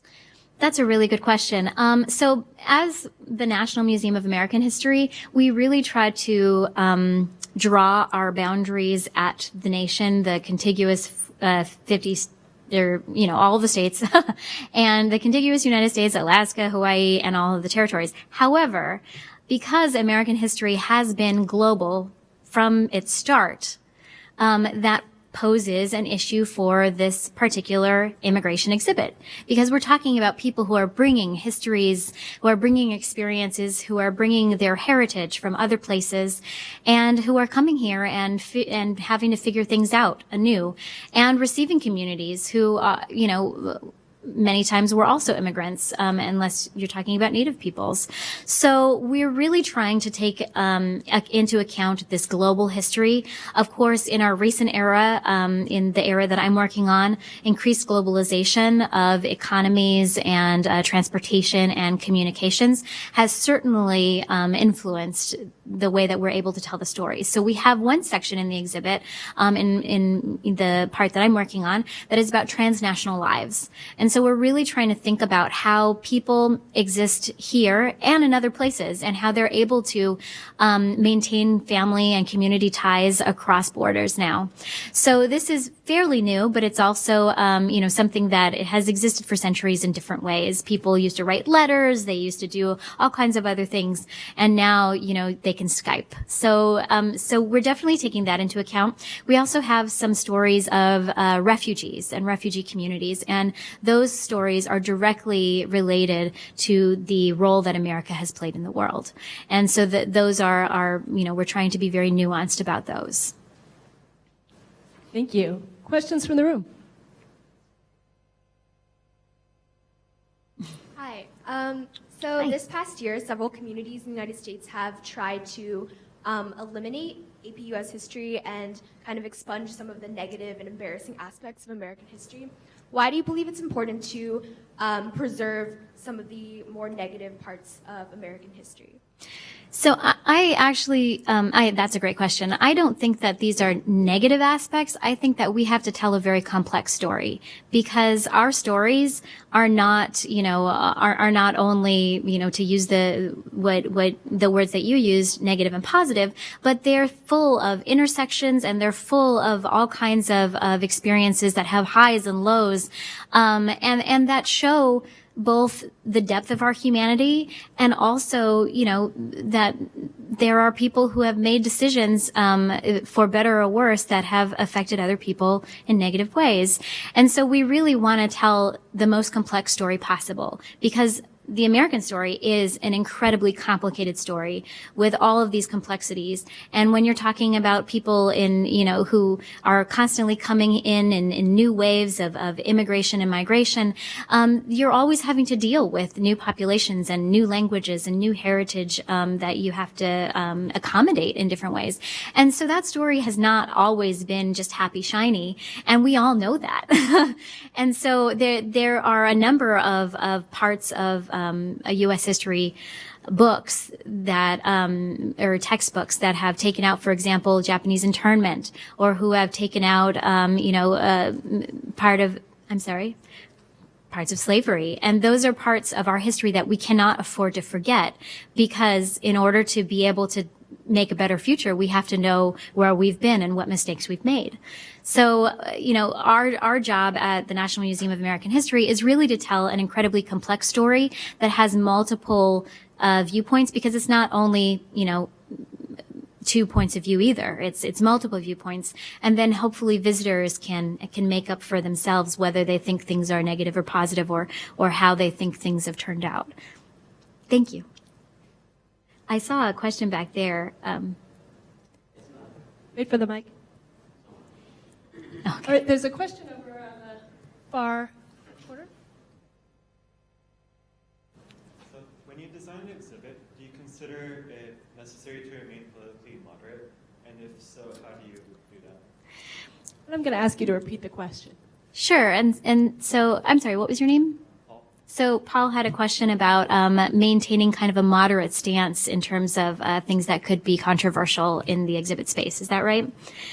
So basically, one thing you should know is that the Smithsonian National Museum of American History and all of the Smithsonian is funded by Congress, and we're not allowed to make any real political claims in our exhibits because we're not allowed to lobby for a political view or another.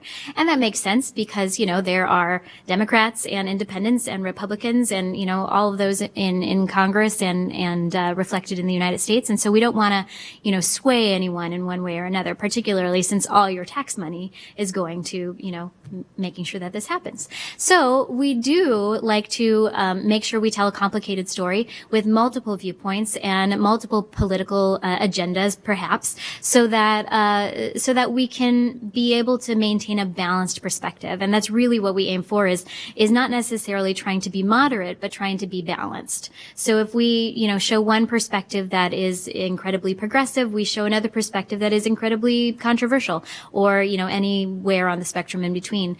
And I think that's really important because there are people from all walks of life who come into our museum, about 5 million every year. And, on one hand, they really need to see themselves reflected in the exhibits. And on the other hand, we hope that by balancing it out, whatever is not reflected in their own current kind of view of the world might actually be there for them to learn from. So that's kind of where we fall in it is really trying to maintain a balanced perspective. Thank you, Paul. Anybody else? Hi. Hi. Regarding the exhibits with Judith Baca and the other woman from Los Angeles, did you find it difficult to get these type of exhibits with women to be represented in the Smithsonian, or were these type of stories easily accepted? That's a great question. So, I really think that, there is an incredible openness to wanting to include, the broadest of kinds of stories in our museum, in the National Museum of American History. To be honest, it hasn't always been that way. But in more recent years, we've been incredibly lucky to have great leadership that really supports telling a diverse story, telling a story that is complex and nuanced, telling a story that includes as many people as possible and as many kinds of people as possible. Truth be told, the objects that were collected from all three women will probably not all go on exhibit in this one exhibition, Many Voices, One Nation. But the fact that they're in our national collection is great, because that means that researchers can come and they can have access to these materials and do research and write books and, publish on them to disseminate to the broad public. It also means that future curators and future exhibits can possibly exhibit them. If we don't have the objects in our museum, we have to either go find them or we just can't tell the stories. So the fact that they're there is actually a really important thing, because even 50 years ago, when the museum just opened, it was difficult to get even civil rights history materials into the museum. But now it's really thought of as important to our mission. So it has been pretty well received, and I'm proud of that. Yeah. Got another question from Twitter, and it's from @AMPHS Beckman. She asks, any, or he, I don't know who which, any examples of replicated items being placed in museums because the real ones are too valuable? Oh. Yeah, actually, that's a good question. So not necessarily for value reasons, for, the monetary value of an object, but for preservation reasons, we do put replicas up. The Smithsonian really, is about real objects, about objects that, have been used, that have been, part of the American story. And so everything that you see in our museums is real. And if it's not, and it's a replica, which there are very few things, it'll say replica really big, so we're not trying to fool anybody. But the reason why we put replicas out, or props out, is because things that are made out of paper, things that are made out of cloth, those things can only stay out for 3 to 6 months at a time, because there's fade from light, there's damage from just being exposed to the public and different temperatures, and also if clothes are on like a form, they like hang a certain way, and that puts a little bit of stress on them. So we are really trying to preserve things in perpetuity for as long as the Smithsonian exists. And so that means that if we want to preserve, a dress from 50 years ago for the rest of time, then we have to be very careful about how it's presented, and we have to make sure that that it can only be up for a certain amount of time. And for those reasons, we may put in a prop or a replica, and we absolutely say, this is a prop or a replica. I haven't actually heard of us not putting something up because it's too valuable. That we have very special cases and security measures for those things. So that's a good question.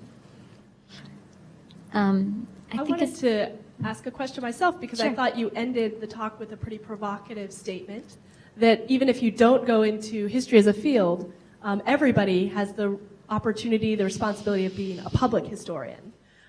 Could you give us a couple examples for those of us in the room and online that might not be planning on pursuing history as a career? I know there are many of them.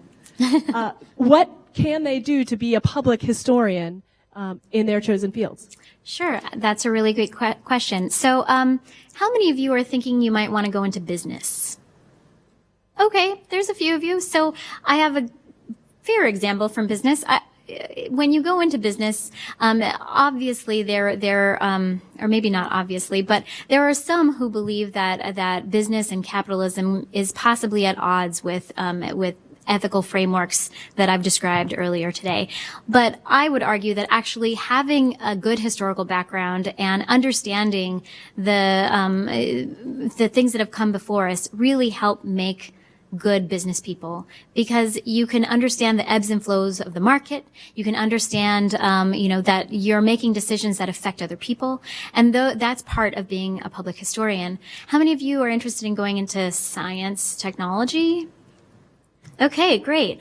Well, so, not too long ago, race was considered a science. Race and biological attributes that make up your, what you look like and how smart you are were all thought of as like a specific science. Being of a specific heritage was not necessarily thought of as only, cultural, but it was thought of as biological.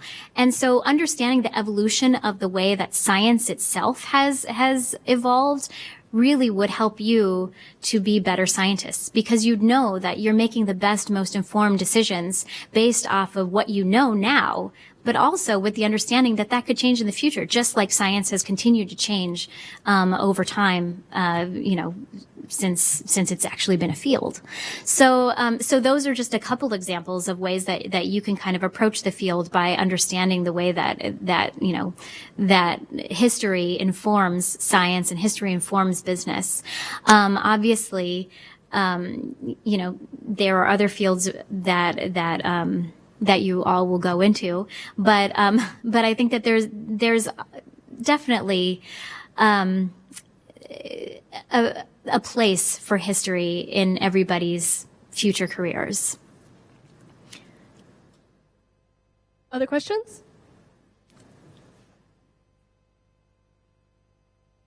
Hi. So with the Native American Museum, a lot of people complained that it didn't show a full picture of the injustices against Native Americans, and that it was kind of like they chose how to project like their history in a way that wasn't full. So I guess I'm asking, how important is it for a culture or a group of people to project their own history, like, and how they want to do it, I guess? So to me, that question is partly about kind of curatorial choice and partly about community agency. The National Museum of the American Indian is actually a perfect example for that kind of question. I know a few of the curators there. Cynthia Chavez Lamar is one who worked very closely with communities to put together the Our Lives exhibit that is currently on display and will be going down soon. If you haven't seen it, you should go before it goes. And so I know that her process, she's written articles about this if you wanted to know more, but her process was very much about involving community members and making sure that they felt that their stories were being told and that they were being told well. And so I know that, that was one of the ways that they approached that particular exhibit. And the exhibit was not supposed to be necessarily about all of the wrongs, but it was really supposed to be about what communities are like now. And I know that there have been other exhibits that have gone up there, and that for various reasons have had people criticize them, and all of these exhibits will likely have critics. At a certain point, I'm not sure exactly what you're referring to. I think there are probably specific examples, but I know that most museums really try at this point to make sure that there's community involvement and agency in figuring out how to make decisions about what goes into an exhibit and how these difficult stories are told. And to be honest, some of the reason why difficult stories aren't told is because people don't want to hear them. People don't want to go through an exhibit that is completely depressing for 20,000 square feet.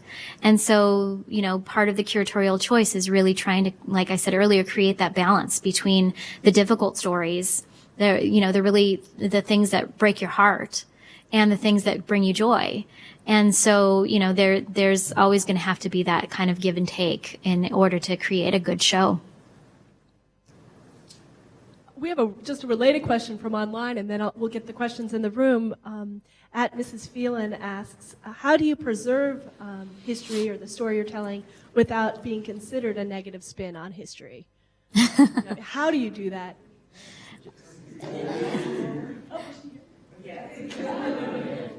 Oh, is that? So, could you repeat the question?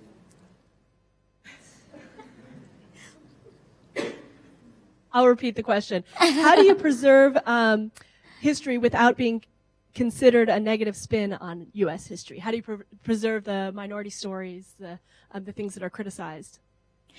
Well, I mean, you just do.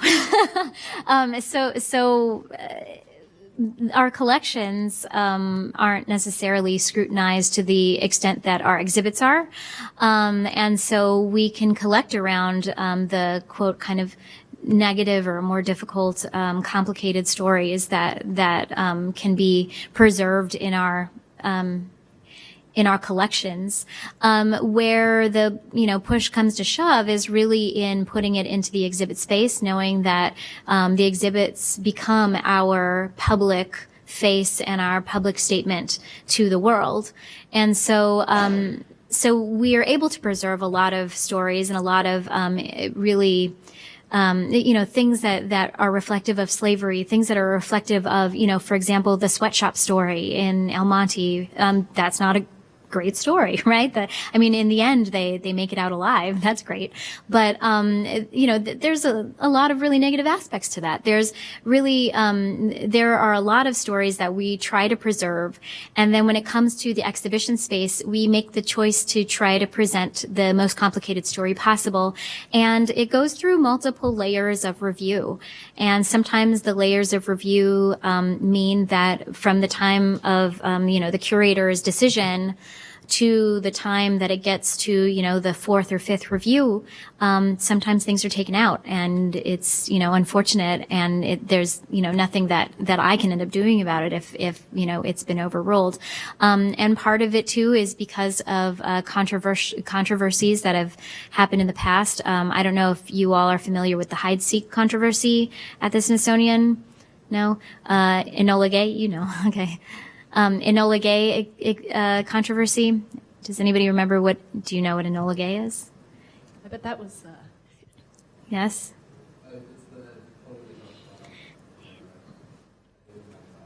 Hiroshima. Mm-hmm. Yeah. So Enola Gay was the plane that dropped the bomb over Hiroshima, and it was being presented to the public, and the curator just wanted a sign next to it that said, "This is the plane that dropped the bomb on Hiroshima." And it was such a difficult situation because there were veterans who were, upset because they fought in the war, and they had people who were killed in the war by Japanese forces, and they didn't want to present, America in that way. And it's a really difficult situation. What ended up happening is it ended up it's on display right now at the Udvar-Hazy. Thank you. Udvar-Hazy, near Dulles. And, but it's not on display for that reason, for what it was used for. It's on display for, its technology. So those are controversies that have inflamed the public and that have made it, in some ways, more difficult for curators and for museum staff to make difficult decisions like that, because we really don't want that to happen again. At the same time, we want to be able to tell a very diverse story. So we're towing a very delicate line at all times. We're going to have a follow-up from a teacher voice here in the audience. Actually, the question was, and the reason why the students have asked, is over this past year with the redesign, there's been a extreme push from outside sources for us not to present anything negative from U.S. history, which has been very difficult for the students to understand, okay, how do I learn everything about U.S. history if I'm only learning the positive things? So I think the question is, how do you display and how do you preserve and teach the negative side without getting that connotation that you're being, as some of us have been thrown at, anti-American type of sentiment, that we're just trying to teach all of U.S. history and not just the happy-go-lucky, everything's great U.S. history. Right. That's a really great question, and that's something that we struggle with, and that I think I've been very candid about, is that, we're constantly trying to deal with that. And I go back to kind of the balance issue. So if we are able to talk about some of these, parts of history that really are positive, there are other parts of the history that we also need to tell. And so our argument really is, like, we're trying to tell a balanced story, and we're trying to tell, a history that is complex. And if complex and balanced means we have to take out all of, the things that show America in a bad light, well, that's not history. Those things actually happened. And maybe what makes it's not necessarily easy for us, but one of the ways that we're able to do it is we have the material culture to prove that it happened. So, for example, there's a piece of the border fence that is likely going to go in the show, the Many Voices One Nation show, and that has been a point of contention. So, for a nation that has opened its doors post-1965 to a broader group of immigrants from around the world, what does it mean to show a fence that is all about keeping people out? So we really have to think about how to present these stories and to make sure that people understand that we're telling them because they're complex stories, they're real stories. I'm not making up the fence. That exists.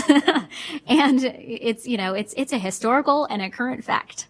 So the fact that we actually have the material culture to go along with a balanced narrative, helps a little bit, because ultimately, our material culture is evidence. And so if we think about the material culture as evidence, and we have a vast amount of evidence to show that America has not always acted in the best interests of all people in all the world, then I think that's kind of where we can find space, a little bit of space to tell that story. Unfortunately, it is a little bit of space, but. We actually have time just for one more question, but I think those of you that, Lucy, if you can bring that over there. Those of you that didn't get a chance to ask your question today, I'm sure Dr. Salazar Porzio will be available to answer things via Twitter. Yes, I actually can also leave my business card with you, a couple of them. So any of you are interested in museums or want to come visit at the Smithsonian, you can contact me. But I know some of you have to visit historical sites for your class responsibilities, so maybe American history might be a good one. Yeah, come on down. Okay, well, first off, I want to say thank you for coming out and talking to us. And then also, my question is, when you're doing what you're doing with the museum, do you get to choose everything that you do, or are you assigned certain things? Well, it's a little bit of both. So curators at the National Museum of American History are responsible for 4 things. We're responsible for collections, for research, for exhibitions, and for service. And so, all of those 4 things at any given time can be either assigned to you or can be something that you choose to do. Fortunately, my research is all kind of my own. I get to decide what direction I want to take for my research and how I want to pursue it. So the kinds of things that I write and the kinds of things that I publish and the kinds of things that I explore on a regular basis are things that I get to really, have agency in and have a lot of responsibility for.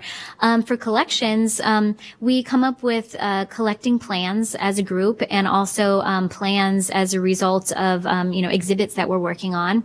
And those are ways that together, our divisions can move forward and individuals within the divisions can move forward.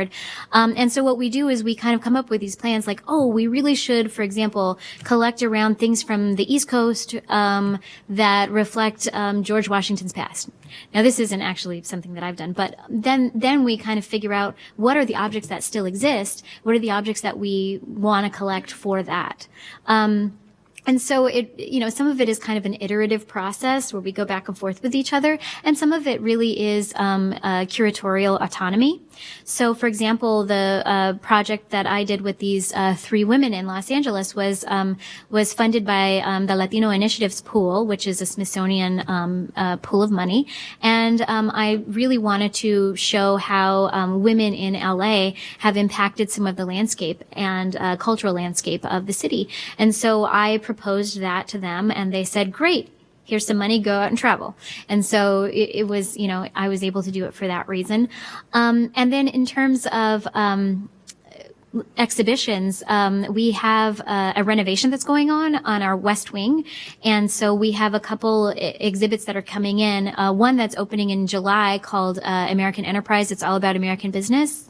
And that one has been a priority of the museum. And then my exhibit, Many Voices, One Nation, which is accompanied by an American democracy exhibit, those are also priorities of the museum. And so they really bring in people, and they specifically 2 years ago hired me to work on the Many Voices exhibit.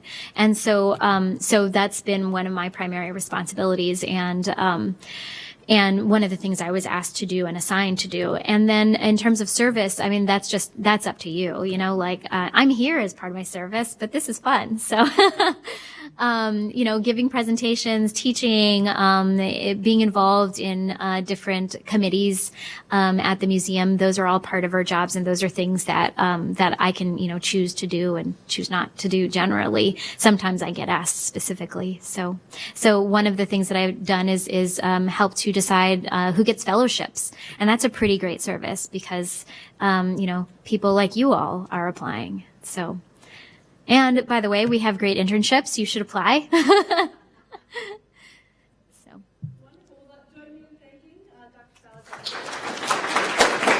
Thank you.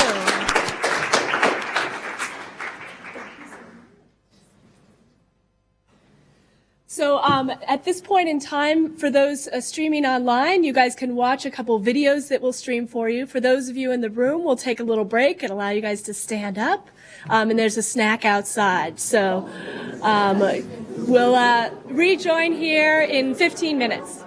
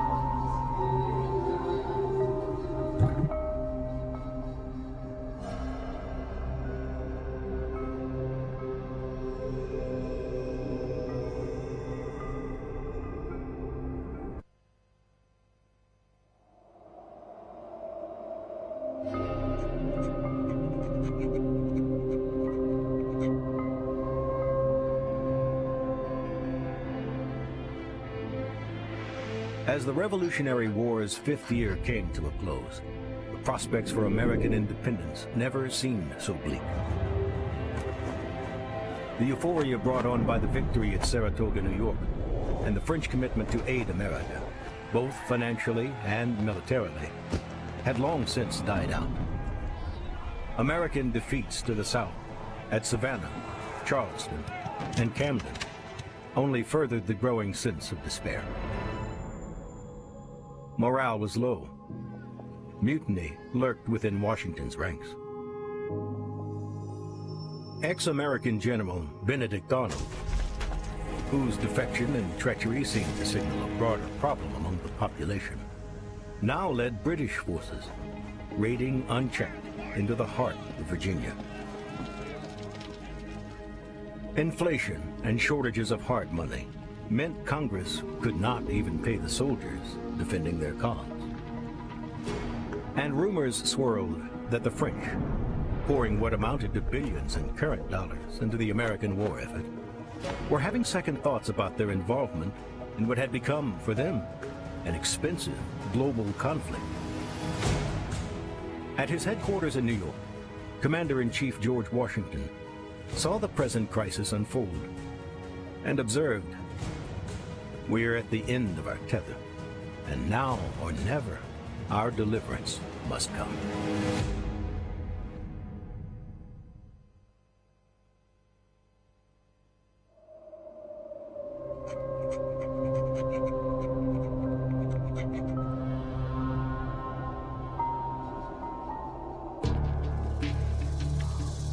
The long streak of British victories would end as they continued their advance into the Carolinas. A recently formed American army under Nathaniel Greene harassed Lord Charles Cornwallis's troops as they marched endlessly through the rough Carolina backcountry. The British were stung with losses at Kings Mountain and Cowpens, coupled with devastating casualties suffered at Guilford Courthouse. Tired of the inconclusive fighting in the Carolinas, Cornwallis made the fateful decision to march his army north to Virginia. It is here, in the home colony of Washington, Thomas Jefferson, and Patrick Henry, that Cornwallis hopes to not only stop the flow of supplies into the Deep South, but to also make Virginia the seat of war, even at the expense of British control of New York. General Sir Henry Clinton, Cornwallis's superior in New York, is angered by the move into Virginia. Not only is it a blatant disregard of orders, it risks wiping away the hard-fought British gains in the Carolinas. Plus, with the news of the French fleet's operation in American waters, Clinton is no longer certain that he can safeguard Cornwallis's position in Virginia or transport him safely elsewhere. Despite these doubts over his strategy, Clinton sends reinforcements south to his aid. By May 1781, Cornwallis unites the British forces at Petersburg, 7,200 strong.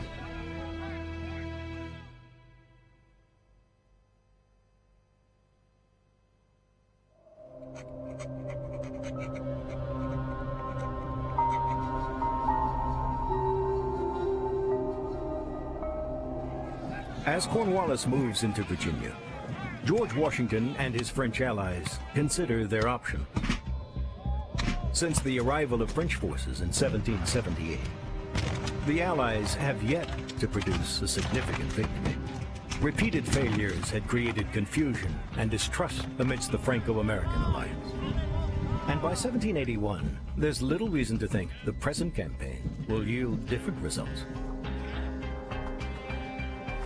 Washington believes that Clinton has made himself vulnerable by sending troops south to Cornwallis. With French military and naval cooperation, he thinks a combined Allied strike against the British stronghold in New York could end the war. But the Comte de Rochambeau, commander of the French forces, doesn't agree. Though a more experienced officer than Washington, Rochambeau has orders to obey the American general's chosen strategy. At a strategic conference with Washington in Connecticut, Rochambeau makes the case that New York is too difficult a position to attack. Both commanders are aware of a large French fleet sailing in the West Indies, and that it's available to operate off the American coast before returning to France. Washington wants it to sail to New York. Rochambeau has another idea. In the waning moments of their conference, the French commander secures a vital concession from Washington, who agrees to move his army elsewhere, provided that the French fleet arrives upon the coast. But what Washington doesn't know is that Rochambeau has already written the fleet's commander, Admiral Francois-Joseph Paul, Comte de Grasse, with a strong directive for him to sail not to New York, but toward Cornwallis in Virginia, to the Chesapeake Bay. It's a move that will reap significant Allied advantages in the months to come. Meanwhile, Washington's plans for an attack on New York remain frustrated. Much-needed men and supplies for the attack have failed to materialize. Amidst the ongoing stalemate, Washington learns on August 14th that de Grasse's French fleet has been directed to the waters off Virginia. He confides to his diary that matters have now come to a crisis. Stay the course with the attack on New York, or gamble all on this new opportunity in Virginia. He faces a crucial strategic choice that must be made quickly. To take advantage of Cornwallis's precarious position, he must move his and Rochambeau's armies overland to Virginia and give up his aims for New York. The march south is filled with risk. Can the French fleet and the small American army in Virginia hold Cornwallis in place long enough? Will Clinton at New York even allow his French and American forces to move south? Despite these great concerns, Washington decides to change course. He will move south and attack Cornwallis.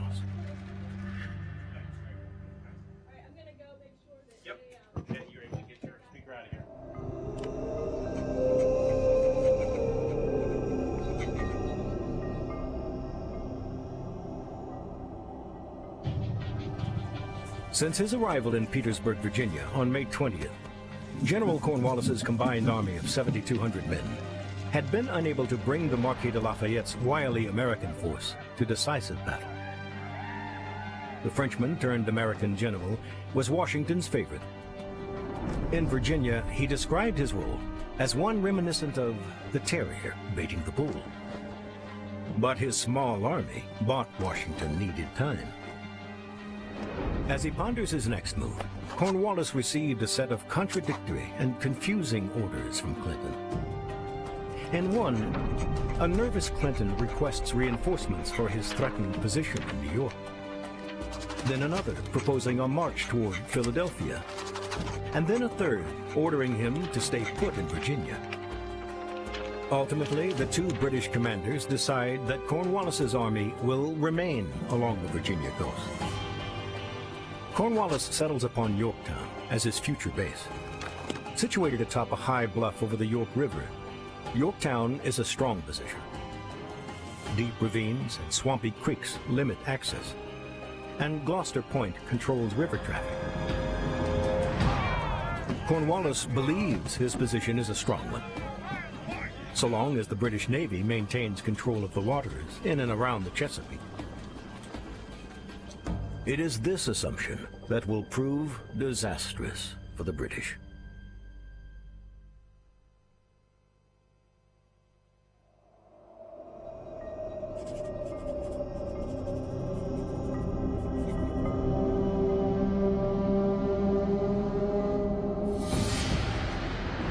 Armed with Rochambeau's directive, de Grasse sails north from French-controlled bases in the Caribbean on August 15th. Using Virginia pilots and sailing the smuggler's route, he arrives at the Chesapeake 2 weeks later. His fleet is 29 ships of the line, 4 frigates, and 3,200 French soldiers. The British quickly realize that it will take a victory by their Royal Navy to reopen any escape by water. Sailing south from New York, British Admiral Thomas Graves and a fleet of 19 ships of the line arrive on September 5th to find the larger French fleet blocking the entrance to the Great Bay. By 4 p.m., the two lines begin to exchange blistering cannon broadsides at a range more suited for pistols. A change in the wind direction forces Graves to stand off. With the sun beginning to set, damage to his fleet mounting rapidly, Graves makes the fateful decision to disengage. Though inconclusive tactically, the Battle of Virginia Capes was the first major naval defeat of the British by the French since 1690. Graves' retreat to New York leaves control of the Chesapeake and Cornwallis's escape route firmly in the hands of de Grasse's French fleet.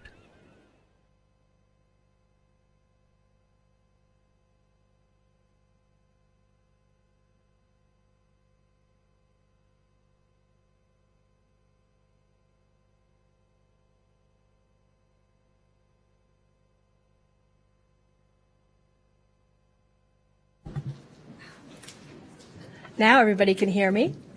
So, if you were enjoying the Now or Never campaign, the video we were just showing, we had to stop it right after the Battle of the Virginia Capes. If you want to find out who won the Battle of Yorktown, if you don't know already, you can watch the rest of the video at mountvernon.org. At this point, I'd like to introduce our third speaker for the morning. Dr. Joshua Walker joins us from the consulting firm APCO Worldwide, where he is the Vice President of Global Programs in the Washington, D.C. office. His work in academia, the federal government, and the private sector help him to create deep connections between scholarly research and public policy. He specializes in business diplomacy, international affairs, and public-private partnerships. And I think you'll find his personal and professional journeys interweave to illustrate the value of historical and civic knowledge for global initiatives. Please join me in welcoming to the stage Dr. Joshua Walker. So I know what you're thinking. You look at someone who looks like me, and there's some of you that have more mustaches than I do right now, and you're thinking, how can this guy be old enough to be a vice president or to have a PhD or any of the other degrees that I have? I assure you that's the case. When I teach at George Washington University, a lot of my students can't believe that I'm Dr. Walker, and they keep on looking for where they might be. It just shows you the importance of kind of not judging a book by its cover in some ways.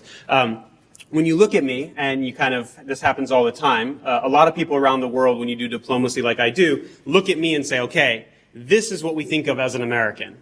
Tall, brown-haired, white, blue-eyed. This is what we think of as an American. And in fact, most of our foreign service officers in the State Department do in fact look like me. But of course, that is not representative of this country. And as I look out around this room, and I know that are joining us and live streaming as well, that's not representative. And so it's actually very exciting for me to be able to talk to a group like this. Normally, I talk to groups like this, not in this country, but overseas. Because my entire journey has been one as a global bridge. And so as we talk today about how you're able to bridge what you've been learning about in the academic sense, and you've just taken the AP exam, and you hope maybe that you never have to do history again, I hopefully can give you a little bit of dose of reality that what you've just done, what you've just undertaken, is something that will stay with you, whether you like it or not, for the rest of your life. So why not have fun as you're doing it? And so I'd like to get a little personal in terms of my own story. I grew up in an island called Hokkaido, which is in Japan. Anybody been to Japan before? Nice. Okay, how many of you have a passport? Let's start there. All right, that's awesome. You guys are not a representative sample. The majority of Americans do not have passports, so it's great that all of you have passports. The interesting thing about this is when I tell people that I grew up in Japan, they tend to look at me and say, yeah, my name's Mickey Mouse. And that they say, you don't look Japanese. And in fact, yes, I do not look Japanese. And as you might know, Japan has one of the strictest immigration and also naturalization codes in the world. I was not born in Japan. I was born in the United States. My brother, who's 4 years younger, was born in Japan. He will never be Japanese unless A, he becomes an amazing soccer player, or B, becomes a sumo wrestler, because that's the only way it tends to be that you can become a citizen of Japan if you are not born in Japan and you have a mother who's Japanese. And so if you think about that, that is kind of the polar opposite of what it means to be American.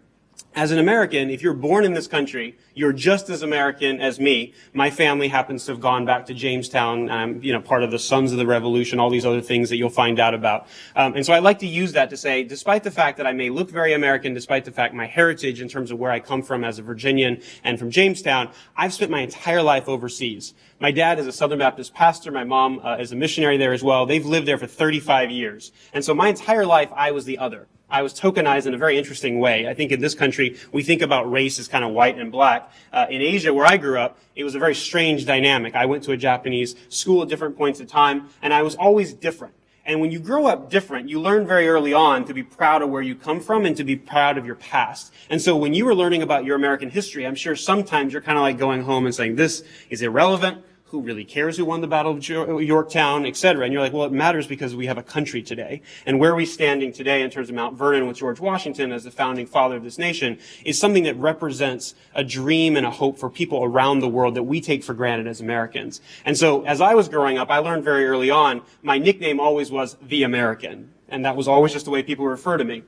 And whether it was playing basketball, which I thought I was going to go to the NBA because at my height, I was pretty tall in Japan. I didn't realize that in America, there are a lot of people like LeBron James and others who are a lot bigger than me.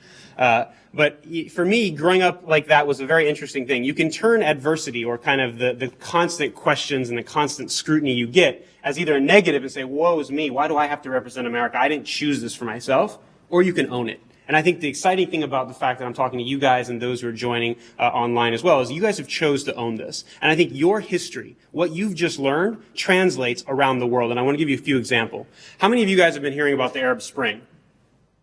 Okay. How many of you guys have seen horrible images in the last couple of months about this group called ISIS, the so-called Islamic State? How many of you know that 100 years ago, that entire region of the world was part of one of the greatest Islamic empires of all time, the Ottoman Empire? How many of you studied that?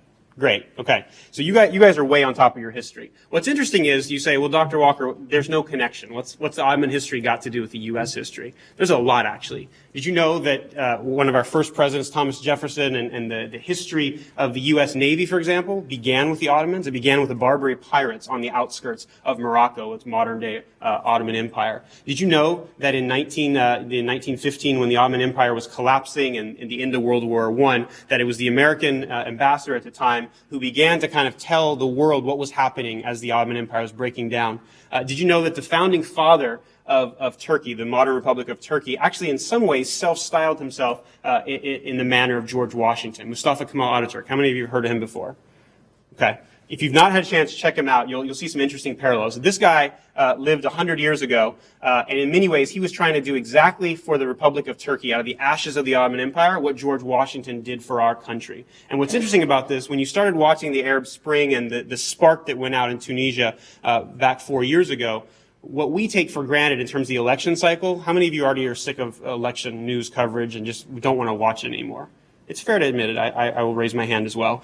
Most people literally will die for that opportunity. And things that we look at and we say, well, we're a new country. We don't actually care much about history. It seems to be a fact that most Americans don't look at their past very often, and they're not as excited about it because in some ways we have the privilege of taking it for granted. And so because we don't have to worry every single day of whether somebody's going to arrest us or somebody's going to tell us that what we're saying is not allowed because of free speech, there seems to be a tendency to just say, well, the past doesn't matter. But I think in many ways, if the history that you've learned had not happened in the world that we live in today, we'd live in a totally different world. And it's not just because we have the privilege of living in the greatest nation on earth, or that we have the most powerful military in the world, or that we're a superpower that you've heard about from the Rear Admiral and others today, but it's because of the way in which we carry ourselves. I had the privilege of going to Turkey right after college. It was right after 9/11. You guys were all born in 9/11, right? Do you guys remember where you were in 9/11? Probably not, right? Because you do? Okay. How many of you remember? Okay.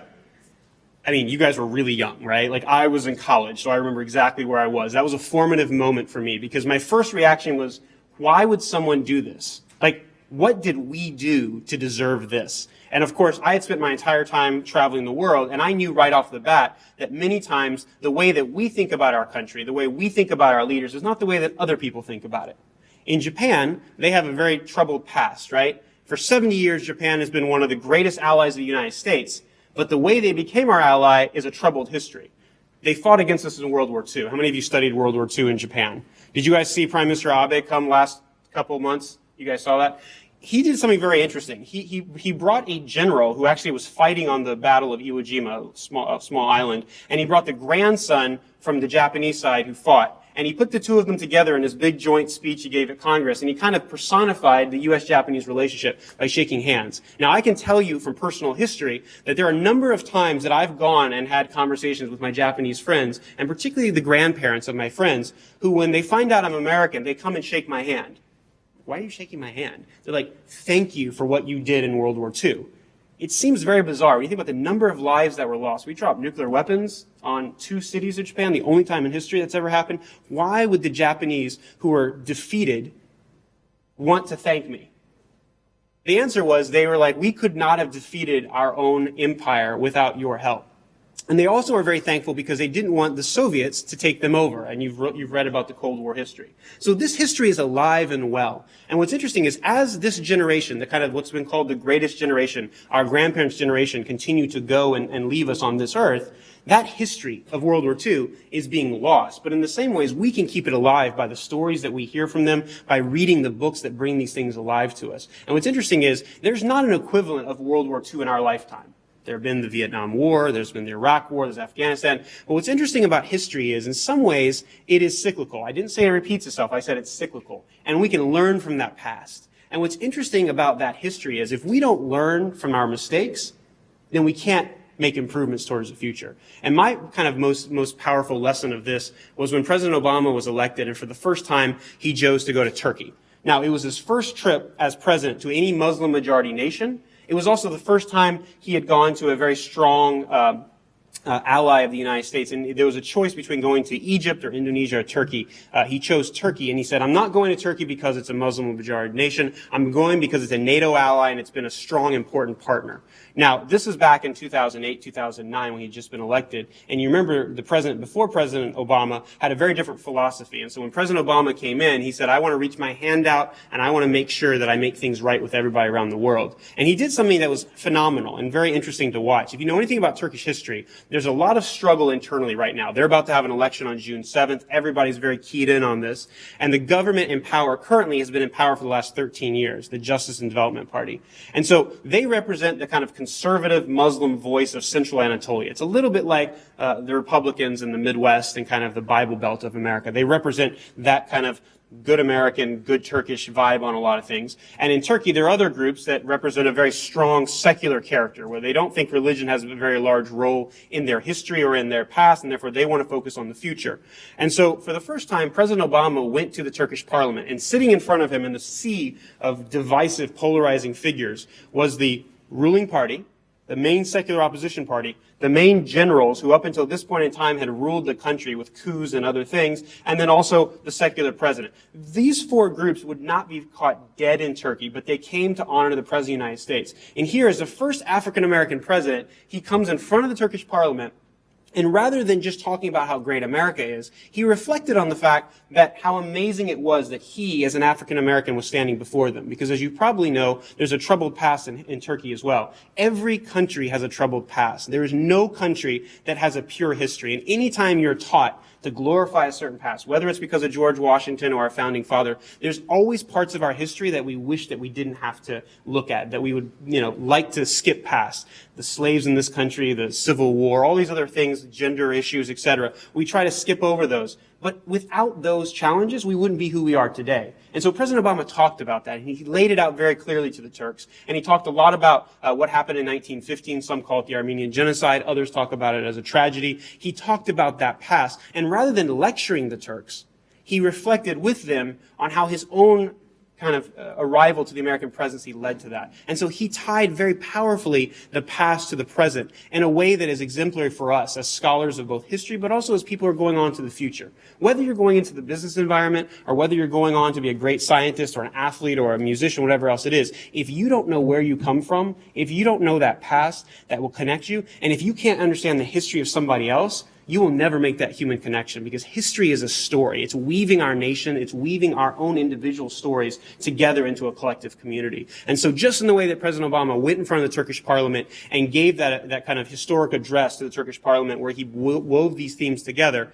we can't do that ourselves on a small micro scale. And so whether it's been serving in the State Department that I've had the pleasure of doing 3 different times, or whether it's now in the private sector, or whether it's as an academic where I've taught in a lot of different places, I find that if we have a healthy sense of skepticism about our official history, it will serve us well. I think earlier today I think the Rear Admiral was talking about being humble in our approach.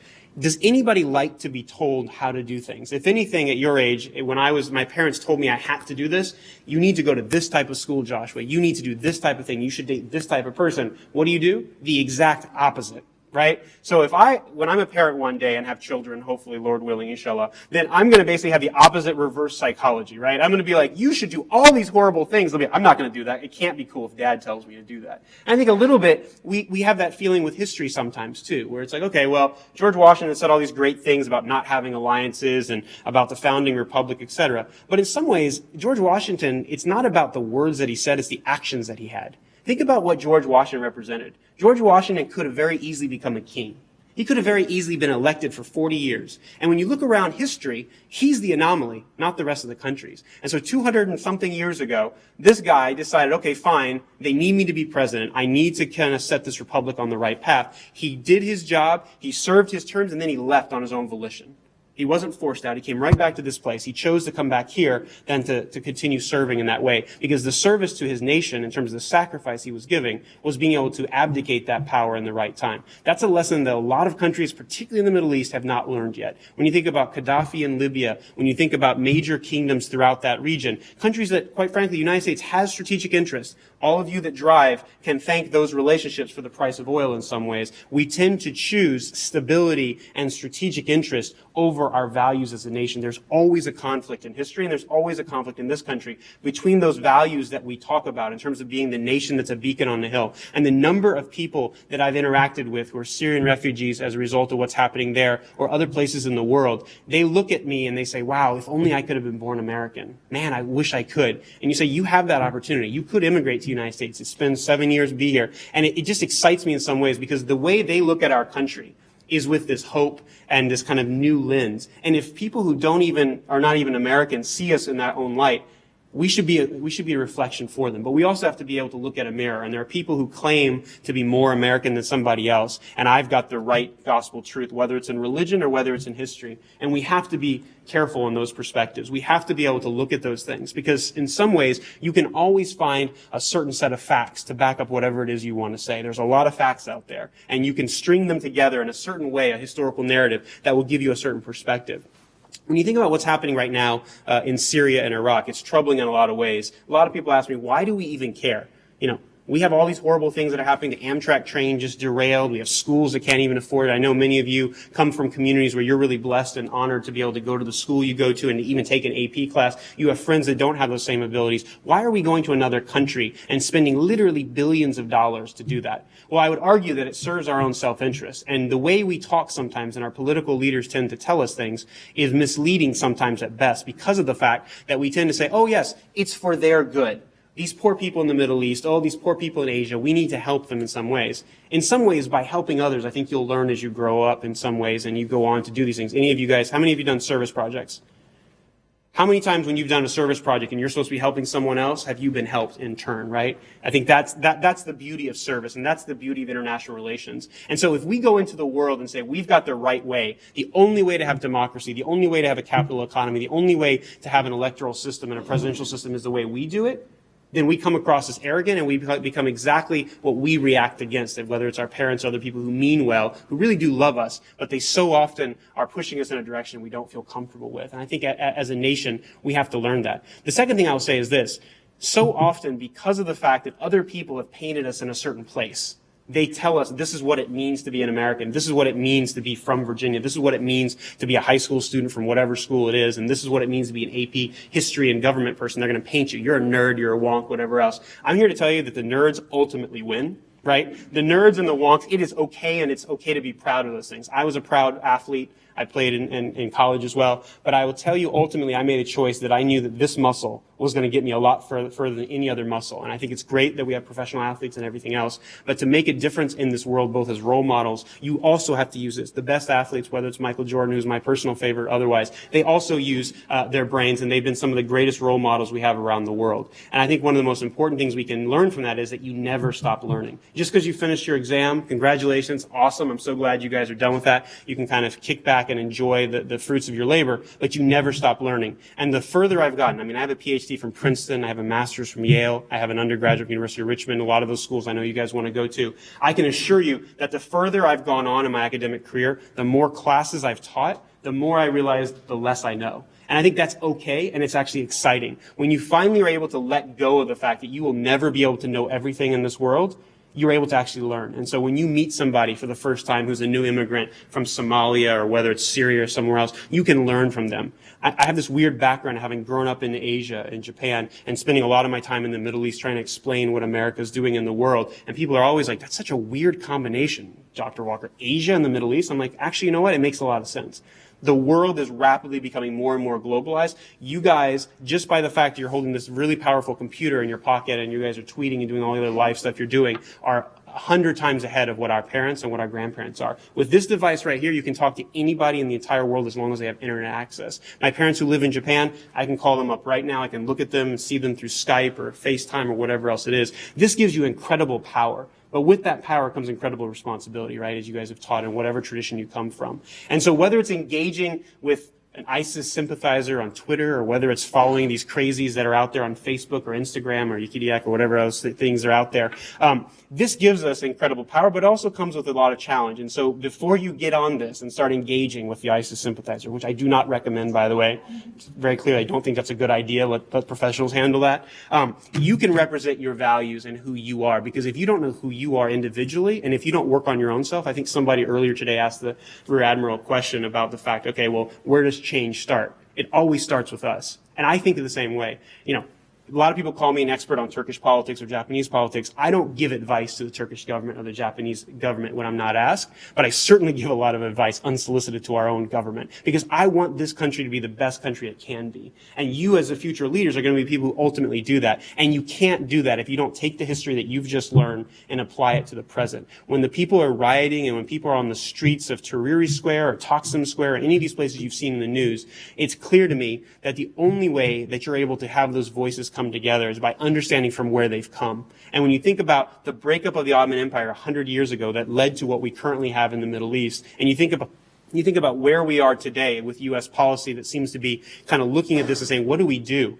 How are we going to be able to change this? How can we make a difference? It's overwhelming, and it's really difficult to think about broader policy choices. But it starts individually, whether it's having a pen pal, whether it's going to the local mosque where they have Ramadan celebrations or Ramazan celebrations, inviting them to your church, your synagogue, or whatever else it is. I mean, it's amazing that the three major monotheistic religions of the world all began at the exact same places and from the exact same region, yet we have such amazing conflict. And it's because people think that they have the right view of something. It's okay to have something that's right for you. It's okay for you to have a certain vision, and it's also important to know that specific history, to be able to challenge those scholarly sources. When I teach in Japan and Turkey, oftentimes professors are seen almost like God. They're seen as like, well, whatever he says must be true. I would say, as you go to college, and I assume most of you are like this, I'm hoping you'll challenge me in your questions as well, that you have to be able to have a two-way street. Just because I have these degrees, just because I'm a certain age, doesn't make me any more right. You guys have had experiences that are incredibly valuable, incredibly rich, whether it's your background, whether it's where you've come from. Those are all things that are part of the story, and you need to be a part of that history in terms of the making, because in many ways, where we are today as a nation is at a pivotal moment. In many ways, people are wondering, why should we be involved around the world? And I would say, by going back to our founding principles, going back to what it means to be an American, what it means to be a leader in the world, in many ways, there is a vacuum. And if America does not step into that vacuum, we're going to see more and more chaos, as we've seen with the so-called Islamic State. Because the last caliph, the last Islamic state we saw in that region was the Ottoman Empire. And that empire lasted for 600 years, and it certainly was not as brutal or as crazed and a kind of a complete defamement of a worthy religion like Islam that we've seen. And so I would just simply encourage you, as we think about how we bridge those past issues and how we sit today in Mount Vernon where it's peaceful and we don't have to worry about bullets whizzing by our head or anything else, that there are people in this nation. There are places literally across the river in Anacostia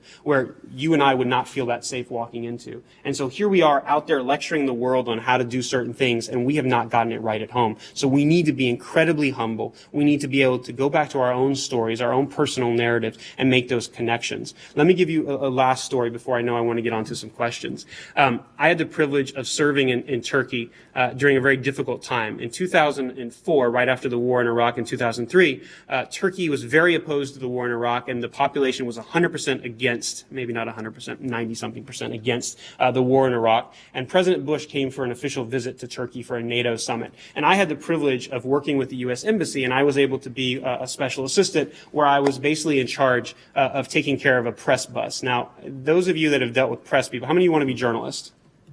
Okay, please promise me that you'll have good attitudes like you do now, because some of the press people I got to deal with were a little bit like prima donnas, and it was kind of amazing. They had just gotten off a plane, they were tired, they were hungry, whatever else. They got onto the bus, and it has this big American flag across it, which you've got these people protesting on the streets of America, and I've got a bus full of American journalists with this big American flag.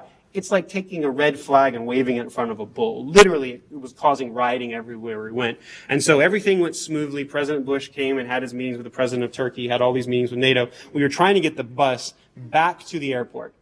And as that bus was leaving, it turns out the bus driver was not from Ankara. He was from another small provincial town. He had no idea how to get to the airport. They had a special paved way for us that was going to be on the highway. They had snipers. They had all the cool stuff when you have a president of the United States with the motorcade and everything else. We got lost. And so we kept on driving through the heart of Turkey in Ankara, and we got surrounded by just a mob of people. And they began to rock the bus. They were angry people, and the bus driver was scared. Everyone on the bus was completely scared. I was the only person that spoke Turkish and English. The bus driver spoke only Turkish. Everyone else spoke only English. So I'm sitting there trying to explain to the driver, I don't think we're in the right place. This is not where we're going. I think the highway's that way. Ultimately, I got out of the bus, which is probably not something I should have done in hindsight, but I got out of the bus, and there were a group of kind of taxi drivers that were all standing there. And if you've been anywhere in the Middle East, you know that taxi cab drivers are kind of like the forebears. If they're in that neighborhood, they're from that neighborhood, they've got 5 generations of family, taxi drivers and donkey drivers, or whatever else they were in the past, and they've been there for a while. And so I called out to these guys in Turkish and began to explain our situation. I said, look, I understand you guys are mad at my country. I understand you're mad at America. But your history is one of greatness. Your history is of hospitality. There's something within the Turkish culture that requires that you always treat somebody else with a level of respect. It's like the golden rule that's applied universally. And I appealed to them directly in that language with a very kind of resonant language. And I wasn't that great in Turkish, but I knew what I needed to say. And these 5 taxi cab drivers, with like a sea of 100 people out there who were not very happy about having a big American bus with a bunch of terrified journalists in the back, basically said, all right, we'll do this. And so they got their 5 cars, and they basically kind of escorted this bus all the way back to the highway. They took us all the way to the airport. And so when we got there, I was thanking them profusely. I said, you've done such an amazing service. What can I do? Do I need to get like the White House person? I want to make sure we thank you for all you've done. Do you realize what you've done? They say, we hate your president. We want you to understand that we did this out of hospitality, out of the goodness of our heart, because you appealed to us in our own language and we understood where you're coming from. I said, well, let me at least pay you for the gas, like however much it costs. It probably costs about $30 per cab. Let me pay you. Whatever it is. I didn't have that much money. I was a poor Fulbright scholar, but I was like going to do anything I could because they had just saved my behind. They wouldn't take the money. They would not take the money. And no matter what I tried to do, they wouldn't do it. And the reason they did it is because I understand the culture and I empathize with where they came from. I would not have been able to do that if I had not studied their history, if I didn't understand where they were coming from, and if I had taken the typical American reaction and been like, hey guys, get out of our way. Like, we're America, we're awesome, you need to just move along. That would have been disastrous, and I shudder to think what that would have looked like. And so even on a very small scale, and something as small as that, I think it shows just the power of kind of leadership on a micro scale. To be a leader is not simply to be the person with the best idea. It's not to be the person that always has the right answer to things, but it's the person who's willing to empathize. It's the person who understands where somebody else is in their shoes and to be able to walk a mile in their shoes like a lot of people talk about. So with that, let me turn it over to questions and other things you guys have. Thank you guys so much.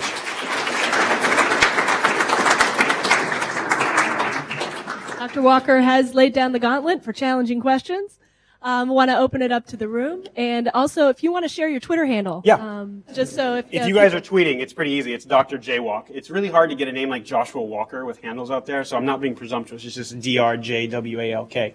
And I use it all the time because I really think that when it comes to engaging in global conversations, that's the best way to have it through Twitter and Facebook. Or, yeah.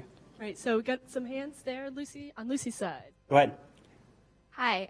So this year, this might be a more reductive view, but I've learned that generally moral diplomacy with Wilson and Carter doesn't work. Yep. How can we both promote American interest and also look out for human rights at the same time? I hope you go into the State Department one day because that's the fundamental question that we all have. Look, there are always going to be moments in history that as a nation we have to make a difficult choice. there's the right thing to do in the moment, but there's a longer term view, and there's always a challenge. I think one of the challenges that you outline in terms of like the Wilsonian vision of the world or the League of Nations or Carter Doctrine and all these other things is they wanted to have a certain view that was imbibed by values that were not necessarily lived up by capabilities, right? So one of the challenges that we have, and I think that the Rear Admiral already talked about this, is, you know, you have this dichotomy of what Joseph Nye, one of my professors from Harvard, used to talk about as hard power versus soft power. And so often, power is about how you're influencing somebody, right? So if I want you to not attack me, I can do two different things. I can either deter you and put a gun to your head and say, don't attack me. That works immediately.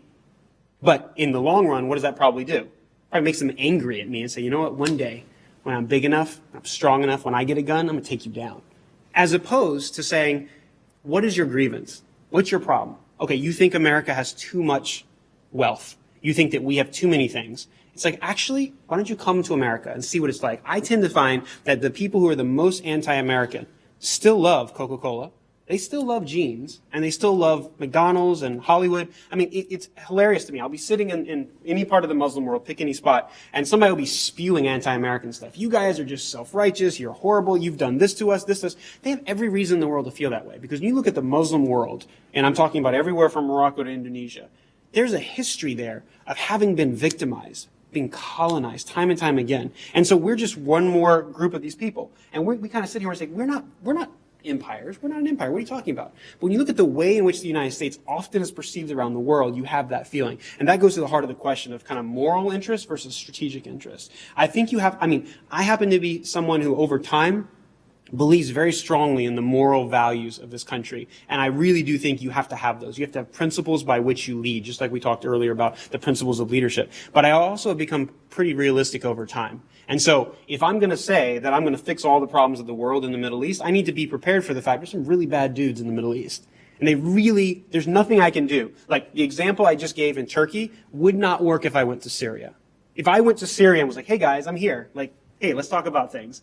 I would be abducted and I'd have my head cut off, right? Like you'd see me on TV. You need to know when those moments are right. You have to pick your battles very carefully. And I think as a country, that's something that we need to be careful in. And I think as hard as I can be on the U.S. government, one of the great things about our system is we have these great debates. We have these large arguments about the Iraq War, whether we should be involved. Right now, there's a big debate with 2016 of should we have a more interventionist foreign policy or should we have a more isolationist foreign policy? Those debates have to happen, but the only way those can happen is if people in this room get engaged. Because I can assure you my grandparents are voting in the election.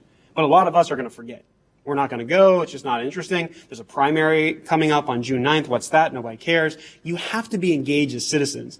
I know it's a privilege. I know that you can take it for granted. But if you're not engaged, somebody else will, and I think that's the challenge in terms of when I think about moral connection, it's to me about being a global citizen. To be a global citizen means you come from a country, you're proud to be American, but you see the world from beyond just the perspective of your small community, your small neighborhood. You see it from beyond. You think beyond your religious creed, beyond your tribe, beyond whatever you come from, and you think as a human being, and you try to think about what those connections are. Because as many differences as we may have, we have far more commonalities. And the more you travel in this world, which I encourage you to do because it teaches you so much about the history and it makes you realize that the way you may see something today is shaped by where you're coming from, right? The whole idea of where you stand on an issue is kind of where you sit or the other way around. That's a piece of it there. Thank you. So let me, before you guys are fomenting there, you guys sent a lot of really amazing questions. And one of the ones I really enjoyed were about kind of how do you get to where you are and how is it useful to me? Hopefully you've heard me articulate where I think history matters.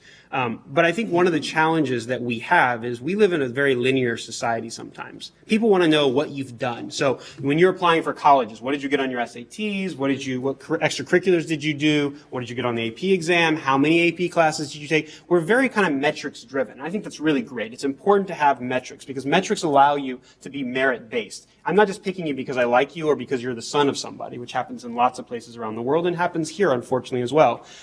But it allows you to have kind of objective data that allows you to do that. But there's also sometimes an overemphasis. And what I mean by that is when people look at my resume, they're like, wow, Dr. Walker, you have just been on this trajectory. It made sense. Like, you grew up overseas, you got like a triple major in international economics and leadership and computer science, and then you went on and did a Fulbright scholarship, then you went on to work at the government, then you went on to Yale and Princeton, blah, blah. It makes a lot of sense. Now, in hindsight, it looks really good, and I can pat myself on the back and be like, great, look at my amazing resume, y'all, and look at my great introduction I can get. But in reality, that's not the way it was. Like, I didn't know I was going to get a PhD. It was not something I was heading towards. I didn't think I wanted a PhD because a PhD, I was like, well, that's for a pointy-headed academic and like these professors who are like boring and don't look like me. Like, I don't want to be one of those people. But in some ways, it was an amazing experience because I fell into it because I was so passionate and curious about what happened. The reason I went to get a master's at Yale is because after the experience I described to you, I realized how few Americans were studying this part of the world.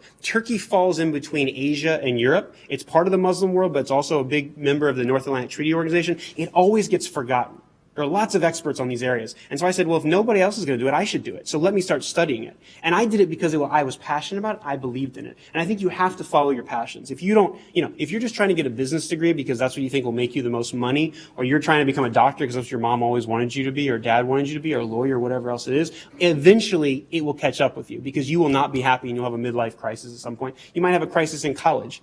So you have to go with what makes you happy in terms of that, but you also have to realize what other people around you, because these people care so much about you, you have to factor all that in. So it's not an either or. You don't just take because my mom told me or because I want to do this and I just want to be a skateboarder for the rest of my life. Like, that's great, but if you're not going to be a professional skateboarder, which is pretty hard to do, you should keep that as a hobby. And you should be able to do things that you love and that you're passionate about. And I think if my example is any help in any ways, when I first started studying Turkey, my advisor said, that's a dumb idea. No one cares about Turkey. It's not important. You should pick like a big important country like China or India. And I said, that's fine, but like, I don't have any comparative advantage. I happen to speak Japanese fluently. I happen to speak Turkish fluently. My dissertation looked at the role of former empires, the Ottoman Empire and the Japanese Empire, and when they collapsed, what it meant to their neighborhood. It's a totally weird dissertation that, like, 10 years ago was not something anybody would have recommended doing. Turns out today it's really relevant. And it's great because I'm passionate about it. I don't need notes to talk about those things. This is something I believe directly in. Long-winded answer, but I saw a question over here. Let me bring over the mics so that everyone can hear. How are foreign nations affected by like international job competition?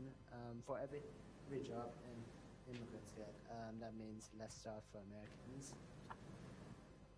So the question was about how to talk about immigration and kind of the work situation in terms of how to convincing them kind of.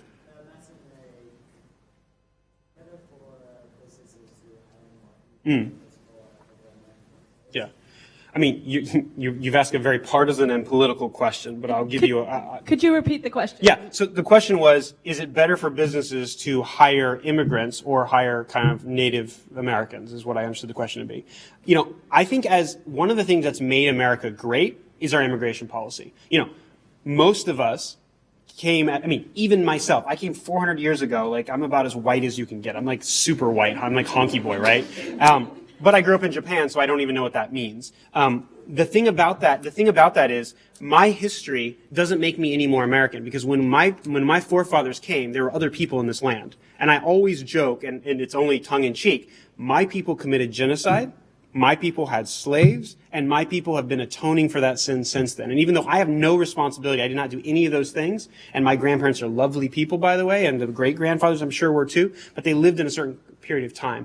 And what's great about this nation is the melting pot that we've created. And so whether you came over as Irish immigrants, Italian immigrants, Indian immigrants, Asian immigrants, Mexican immigrants, whatever else it is, you don't have any claim on saying you're more American than anybody else. I mean, it happens all the time to me that I'll be sitting there at a panel or something else, and somebody who's just come from another country but happens to be American, they were born here but they have a little bit of an accent, they're like, well, why don't we hear from the American? And my response always is, let's hear from the American. And kind of that very small, subtle gesture means the world to different individuals. Look, every business is different, right? Whoever is the most skilled should be the person that gets that job.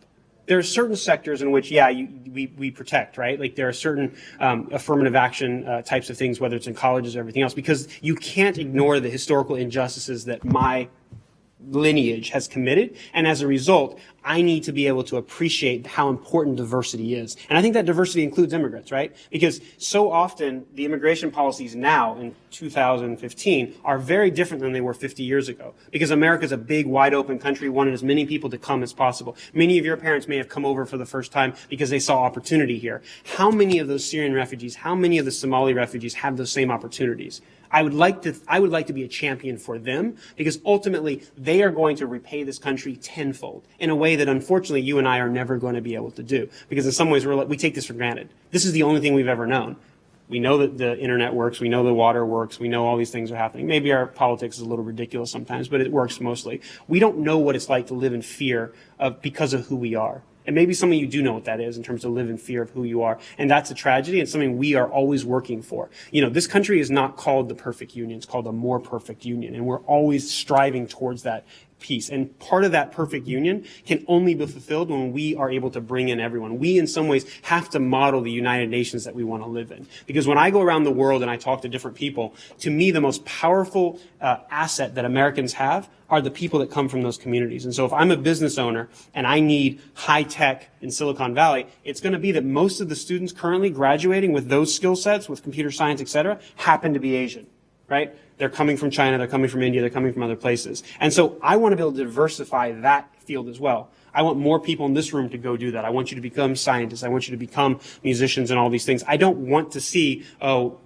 you're a box, you're this color, you're this gender, you're this age, this is what you should do. I want you to be able to have the kind of multiplicity of opportunities. And I think as a business, you have to think that way too, because ultimately what will allow you to get ahead in a society like the US is to have the best product. And the way to have the best product is to have the best employees. And to have the best employees means that you have whoever is most qualified. But sometimes people who are most qualified don't have the right attitudes. And I think you have to think about that. You know that in your own personal journey. Some people are really smart but have really horrible attitudes. They're just not fun to work with. They're not good people. And I think there is that kind of je ne sais quoi, as the French say, about you as a human being, kind of the inner beauty as opposed to the external that everyone can see. And I think that's something as you get older, you appreciate more and more over time. Over here. Questions over there? Well, my question is, how does the concentration of wealth in these countries such as the U.S., Turkey, Japan, affect their culture? Well, actually, those three countries are very different, right? I mean, Japan and the U.S. are very similar. Turkey, its GDP is around, 15,000 or whatever. The U.S. is around 30-something thousand. What's funny about it is per capita, the U.S. is not the richest country in the world, right? When you look at the Gulf, when you look at Norway, et cetera. And so we have an incredible inequality in this country. And the examples I will give is that in America, number one, the idea of making it rich, the American dream, to have a big house, a big car, big everything, is the exact opposite of Japan. In Japan, nothing is big, including the people, right? It's like literally, big is not better in Japan because they have literally an island chain. They were all created by volcanoes, millennia ago. They only have about 17% or 13%, depending on the math you look at, of inhabitable space. And it's the space of California, but it's got 4 times the number of people. So we're talking about like half the population of the U.S. crunched into a tiny little space. And so for them, part of getting ahead and being wealthy is to give back to the community. And I think in the U.S. we have a very strong culture of service, but so often we think about service in our own communities. So whatever church you go to, or synagogue, or mosque you go to, you think about it in terms of that. And I think the extreme inequality in the U.S. tends to be protected. We have gated communities, right? We have other areas. It's kind of like that's the low-income housing area. That's for those other people. And actually, the further you go on, the more segregated you become. I think there's a lot of studies that show that in kindergarten, when you guys were all in kindergarten, the people that are now no longer in your classes, who maybe have come from different socioeconomic backgrounds, and many of you have been able to overcome that and you come from those backgrounds, that's great, but there are many of your peers who didn't. And there are a lot of inequalities within the system, which means that we need to invest in education, right? So for every aircraft carrier we're sending over to protect the South China Sea because of our alliance commitments, we should be figuring out how do we actually use that money to build these huge schools. But we have to be able to do both at the same time. And I think in Japan, you see a country that is much more, that's less about flash. It's much more about cohesion. Now, the difference, of course, is in Japan, most people look the same. In Japan, there is no, when we get our driver's license, it says like hair color, eye color, etc. In Japan, that'd be a joke. It's like, really? Everybody has the same hair color. Everybody has the same eye color. There are no, like, I can never be Japanese unless as I said, I'm a soccer player or sumo wrestler. That's like 5 people on the national team. Whereas in Turkey's a great example. In the last 10 years, their GDP has tripled. Tripled. That's crazy to think about. It took the U.S. like hundreds of years to get there. And what it means is that you have extreme inequality in Turkey. You have places in the border towns of Syria that are literally don't have running water. They don't have a lot of electricity. And you have places in Istanbul that are fancier than anything you'll ever find in D.C. or New York. They're just the most fabulous restaurants, bars, whatever else you want to go to. You can't go there because you're not over 21 yet, but you know what I'm saying. And I think that the challenge is, what is it that keeps the social cohesion? In the U.S., there's a feeling that when you see somebody rich, you say, well, I want to be like that person. I'm going to get mine one day. So even if only 1% makes it that far, we're okay because as long as I get a fair chance at it. It's when I think I don't have a fair chance at getting that that I think there's a real problem there. And in Japan, because there's not the need or the desire to be as flashy, there is this history and culture. I mean, Japan has a history. It literally goes back millennium, and they're one of the most homogeneous populations or civilizations that we've ever seen in the world, and so it's different. And in Turkey, they're struggling with that right now because there is a real divide of saying we don't think that the way these guys are getting rich is fair. We think that the way they're getting rich is by having connections, their families, or they're part of certain groups, and they're not the smartest. They're not the best at what they do. And I think in the U.S., there is still that desire to have that. While it might not always be the case, there is still that thing that we hope that the people who work at Google or Facebook or these really amazing places that we all want to work at one day, they are the best. They studied really hard. They got amazing degrees. But the other cool thing is, unlike in a place like Japan or even Germany, I'd say, when you're your age, your life has already been set for you. Your high school exam you just took, imagine if that set the course of your life for the rest of your life. I would be terrified because I certainly would not be doing what I am today. I really grew into myself both in college and beyond. And so as you think about that, think about what an opportunity is. Yeah, it's going to be hard. It's hard to pick your major. It's hard to decide what school to go to. But that's a privilege to have as opposed to having your entire life set for you when you're 18 years old. As much as I know you think that you know everything in the world, I assure you there's a lot more to learn. And so there's a lot more future out there. There were 2 other questions over on that side. Here comes Michael with the mic. Yes, you referenced ISIS multiple times, and I just have to ask a question about that. What do you think the U.S.'s role in, I guess, toppling the Islamic State would be? Yeah, as we are now. So I have to be very careful. This is being web streamed. At some point in time, people are going to see this who used to work with me in the government. I think the U.S. role in toppling ISIS is to be ultimately the resource of last resort. We cannot defeat ISIS by ourselves. If we try to kill every member of a terrorist organization that pops up everywhere around the world, we will ultimately become the targets, and we will become the victims of September 11th times 50 all over again. But we have to empower the governments of the region. The reason that ISIS exists is because there's a power vacuum. Bashar al-Assad, the dictator of Syria, does not control the northern half of Syria. The Iraqi government that is being controlled currently by a largely Shia group does not control the southern side. So the large Sunni population is basically making a calculated choice that, well, these guys are horrible, but we're Sunni. They're not trying to kill us. But you know what? If you're Christian, if you're Shia, if you're anything other than what they want you to be, they will come after you. And we have to defend the helpless in this case. It's not good enough to simply watch the Yazidis climb the mountain. It's not good enough to watch Christians being persecuted in these parts of the world. We have to live up to our standards, and we have to say never again. We see it every single time, whether it's in Rwanda, whether it was during the Holocaust or other time. If you don't have a powerful country and a nation that steps up and says, we will ultimately find you and persecute and kind of prosecute you for what you're doing, but we will do it with our allies on the ground.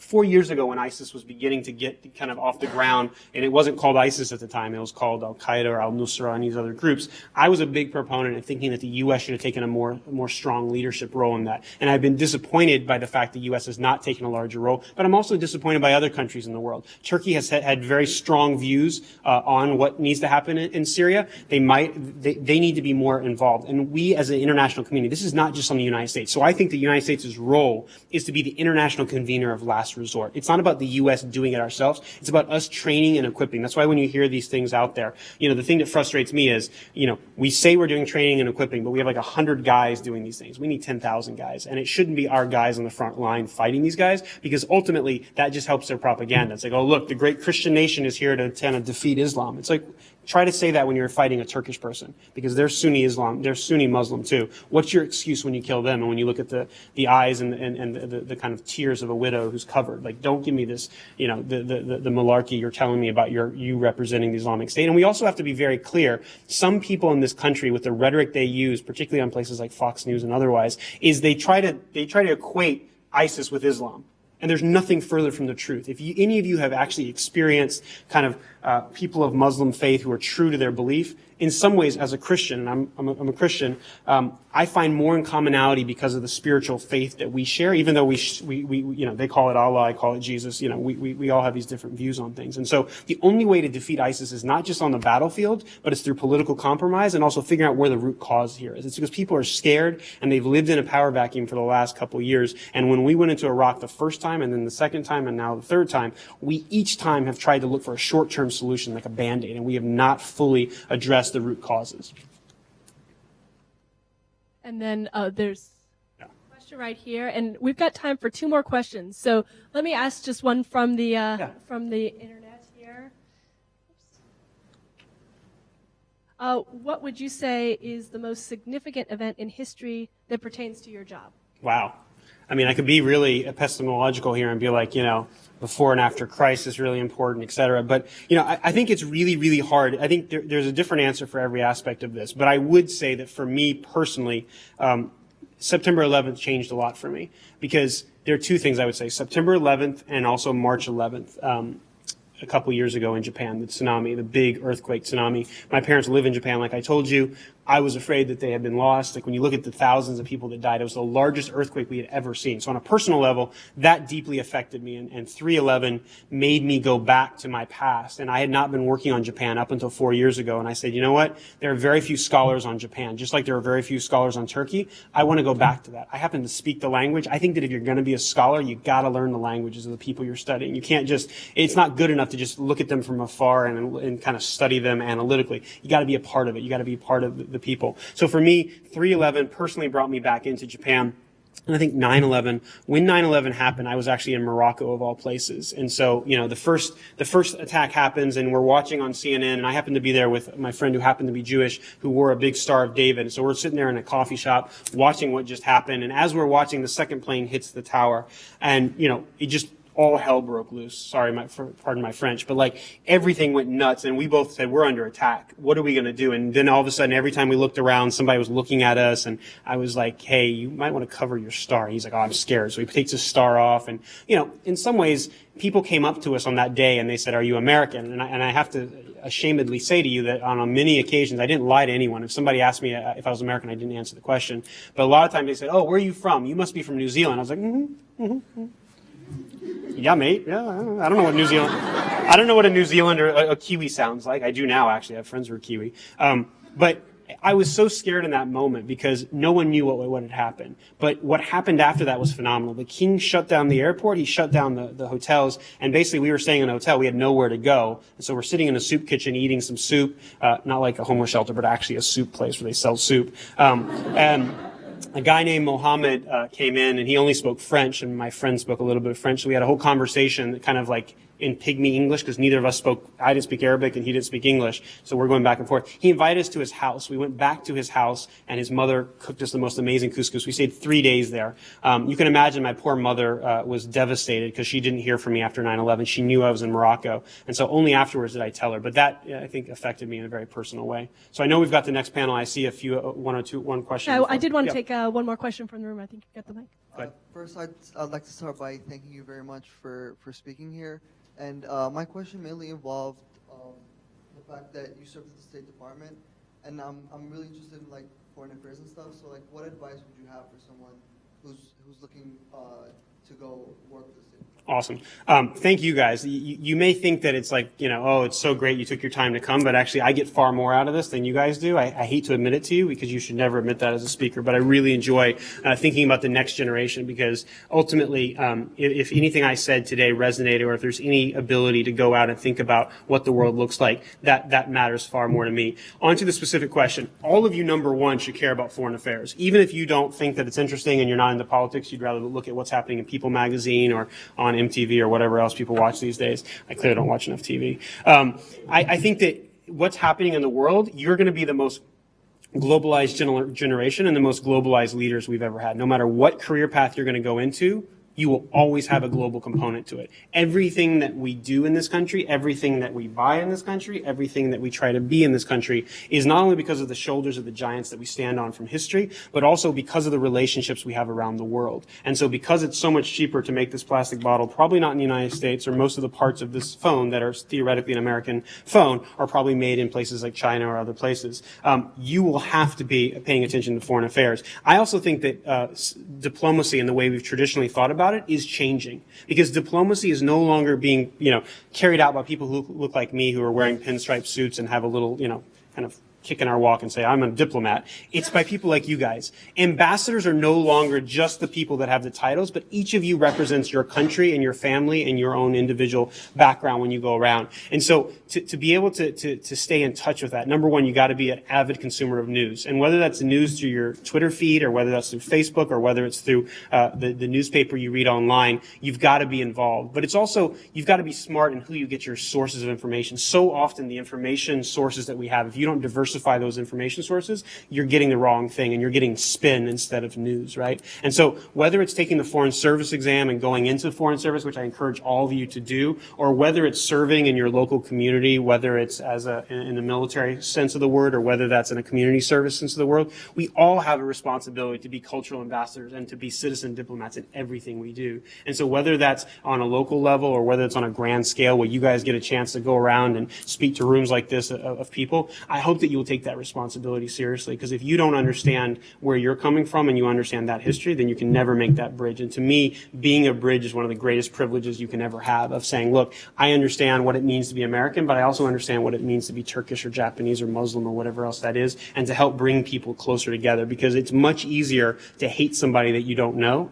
than to have somebody in front of you say, well, I disagree with what you represent, but you're a pretty cool dude. We can get along. Everybody has that human connection, whether it's through sports or whether it's through culture or whether it's through business. And so I hope that you guys will take that to heart and think about foreign affairs in a broad sense, and that you will pursue that, whether that's following what the State Department's actually doing or seeing what type of programs there are there. There are all sorts of awesome study abroad opportunities. Every one of you guys should get a chance to go overseas. You guys mostly have passports, so travel as much as you can, enjoy your college experience, and learn from what you've just accomplished, and hopefully leading on to bigger and better things from here. Thank you so much.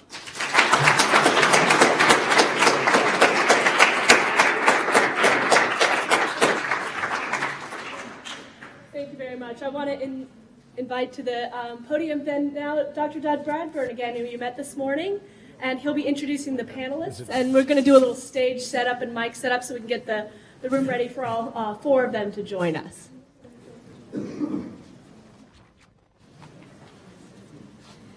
Thank you, Allison. How's everybody feeling? We feeling good?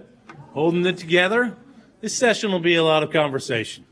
I'm going to bring up three very different professional historians of different ways. You're like, what do historians actually do?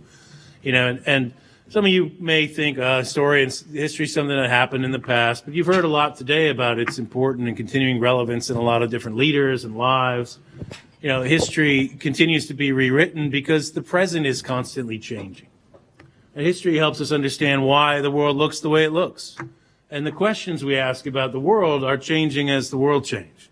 And I think that's the reason that, it's constantly rewritten every generation. There's new insights, there's new perspectives, there's just new things that look more important to ask about how we ended up where we ended up. And so, that's why, history is a living thing that we all are a part of, and that it's constantly engaging to be involved with. Of course, as citizens, I know there's many AP government people as well, including online, watching us all over the country. Welcome. Good to see you all again. Our governmental institutions, this is a democracy. It is a great experiment, as George Washington called it, an experiment in human happiness in civil society. And it's an experiment because it is a constant test to see how it works and improve upon it. And you all, as citizens, have that responsibility. It is your role to govern yourselves through your institutions, through your institutions of power, and you need to learn about how they work. And we expect citizens, of course, have rights, and we all talk about our rights, and that's a big part of what it means to be an American, is to be a difficult person who's ornery about your rights. But citizenship also implies duties as well, and that means the duty to participate in a civil way, the duty to keep your hired public officials at their jobs, the duty to be civil to each other, to try to move forward together. So I think that it's really exciting to see you all getting to spend this time to reflect. Now, I want to invite my panelists to come sit down. I was just sort of vamping so that I was sort of wasting the time. The chairs are here. Please, all of you, come up and sit down. And I want to introduce them as they sit. And as I said, we're really going to have a conversation today. First, I want to mention Dr. Kate Brown. Go ahead, Kate. Have a seat. You all are mic'd up, ready to go. Now, Kate Brown received her PhD, which is a doctorate in history from the University of Virginia. Her research explores how early English legal principles, including the Crown's prerogative power, developed into American jurisprudence during the early national period. She's interested in Hamilton and Washington and how they shaped the American executive prerogative, as well as legal precedents for sustaining this authority. She's currently the 2014-15 Research Fellow at the Fred W. Smith National Library, so she's one of our academics in residence here, and she's really going to be joining the faculty at Huntington University in Indiana this fall. So now most of you all are juniors, is that right? Now, show of hands for juniors. Any seniors? Any seniors? Well, many of you, and there's a senior, so many of you will be going to college next year. Kate is going to college this fall as a professor. And so I think that she's an interesting part of our panel because, again, she's chosen to be a historian as her profession. And I wanted to ask her a couple of questions about that. So, Kate, why don't you kick us off with the conversation? First of all, talk about, your experience of history in high school and sort of, why it struck you, or if it did at all. Maybe you hated history in high school. I mean, what was it like, and how did that impact your kind of future vision of yourself as a professional person? Okay, well, thank you. So I liked history in high school, but I was just kind of an overall kind of good student. I wanted to get A's, and so history, physics, math, it was all the same A to me, or striving for that A, right? Were you a brown nose, kind of? No, yeah. I was not, but, well, I guess I wouldn't think I was. But what I remember from high school history, two things stuck out. First was that I just loved my teacher, and I felt like I loved AP U.S. history the most of all of the classes I took because of the fact that my teacher, Mr. Ulrich, was just so excellent. And when I'm dating myself now, but when I was in high school taking AP history, it was right in the middle of the Bill Clinton impeachment brouhaha. And yeah, that's before they were born, but that's fine. Yeah, that's good. And so I was taking this stance of like, well, he was lying in office, and my history teacher was like, no, go Democrats. So we had this kind of like funny, like political repartee going on at the same time we're learning about Hamilton and Jefferson in the class, So I felt really close to this professor. And the second thing I remember from history that really stuck with me, professionally it turns out, is that I was introduced to Alexander Hamilton. And I remember the night I was reading in my textbook, which was this old textbook about Hamilton, and I thought, oh my God, like why do I hear about Washington so much and Jefferson so much when this Hamilton guy, he is the one who really made things move in the early republic. And that fascination for me was born when I was in AP US history. And then years and years later, I decided I'm going to make a career of this. It wasn't my first choice, and it kind of had to like sit with me for a while. So that's what I remember most from history. And while I enjoyed myself, I wasn't like, oh, history is for me right out of the gate. Yeah. So if you had a chance to advise your high school self about anything, really, what would you be most interested in? Well, when I went to college, I took with me the high school idea that I just want to be a really successful businesswoman. I want to be powerful, and I want to be a CEO one day. And that formed with me in high school. I took it with me in college, and it really influenced what I decided to study. And being a historian is not what I had in mind at all. Not many CEO historians. Not many CEO historians, and it wasn't like the salary point I was interested in. So that's what was kind of driving me. So I would advise myself, now looking back, that that's not what ended up being important for me. And indeed, when I did work in a business environment, in a corporation, and I had hit that salary point I was so interested in, it turns out I didn't like it as much, and indeed decided, hey, remember that fascination you had with Alexander Hamilton back in high school? Along with some other things, I was interested in the law and still interested in business. Hey, why don't you go back and study that? See if you can do something with it. And so I would tell myself, don't be wrapped around the axle just about what you're going to make in terms of money or like a glamorous CEO job. And but also, I guess I would say it's okay to change your path, because I did it and it worked out well. That's wonderful. We're going to have a chance to ask questions of Kate, and then we're going to move along our panel. Dr. Bruce Ragsdale. Bruce, wave your hand so you can distinguish from the other gentleman up there. Dr. Bruce Ragsdale. Bruce has served as director of the Federal Judiciary History Office at the Federal Judicial Center and is an associate historian of the U.S. House of Representatives. He's the author of several works on Washington's agricultural and commercial enterprises and on the Revolutionary Era in Virginia. Now, he's currently also been the Jim Reese Fellow here, the Entrepreneurship Fellow at this library for a long time. It feels like a long time. It's been a great time, however, and it's been fun to work with him here, where his research is exploring the civic character of Washington's agricultural management and ideas of public leadership that inspired him to reimagine his estate.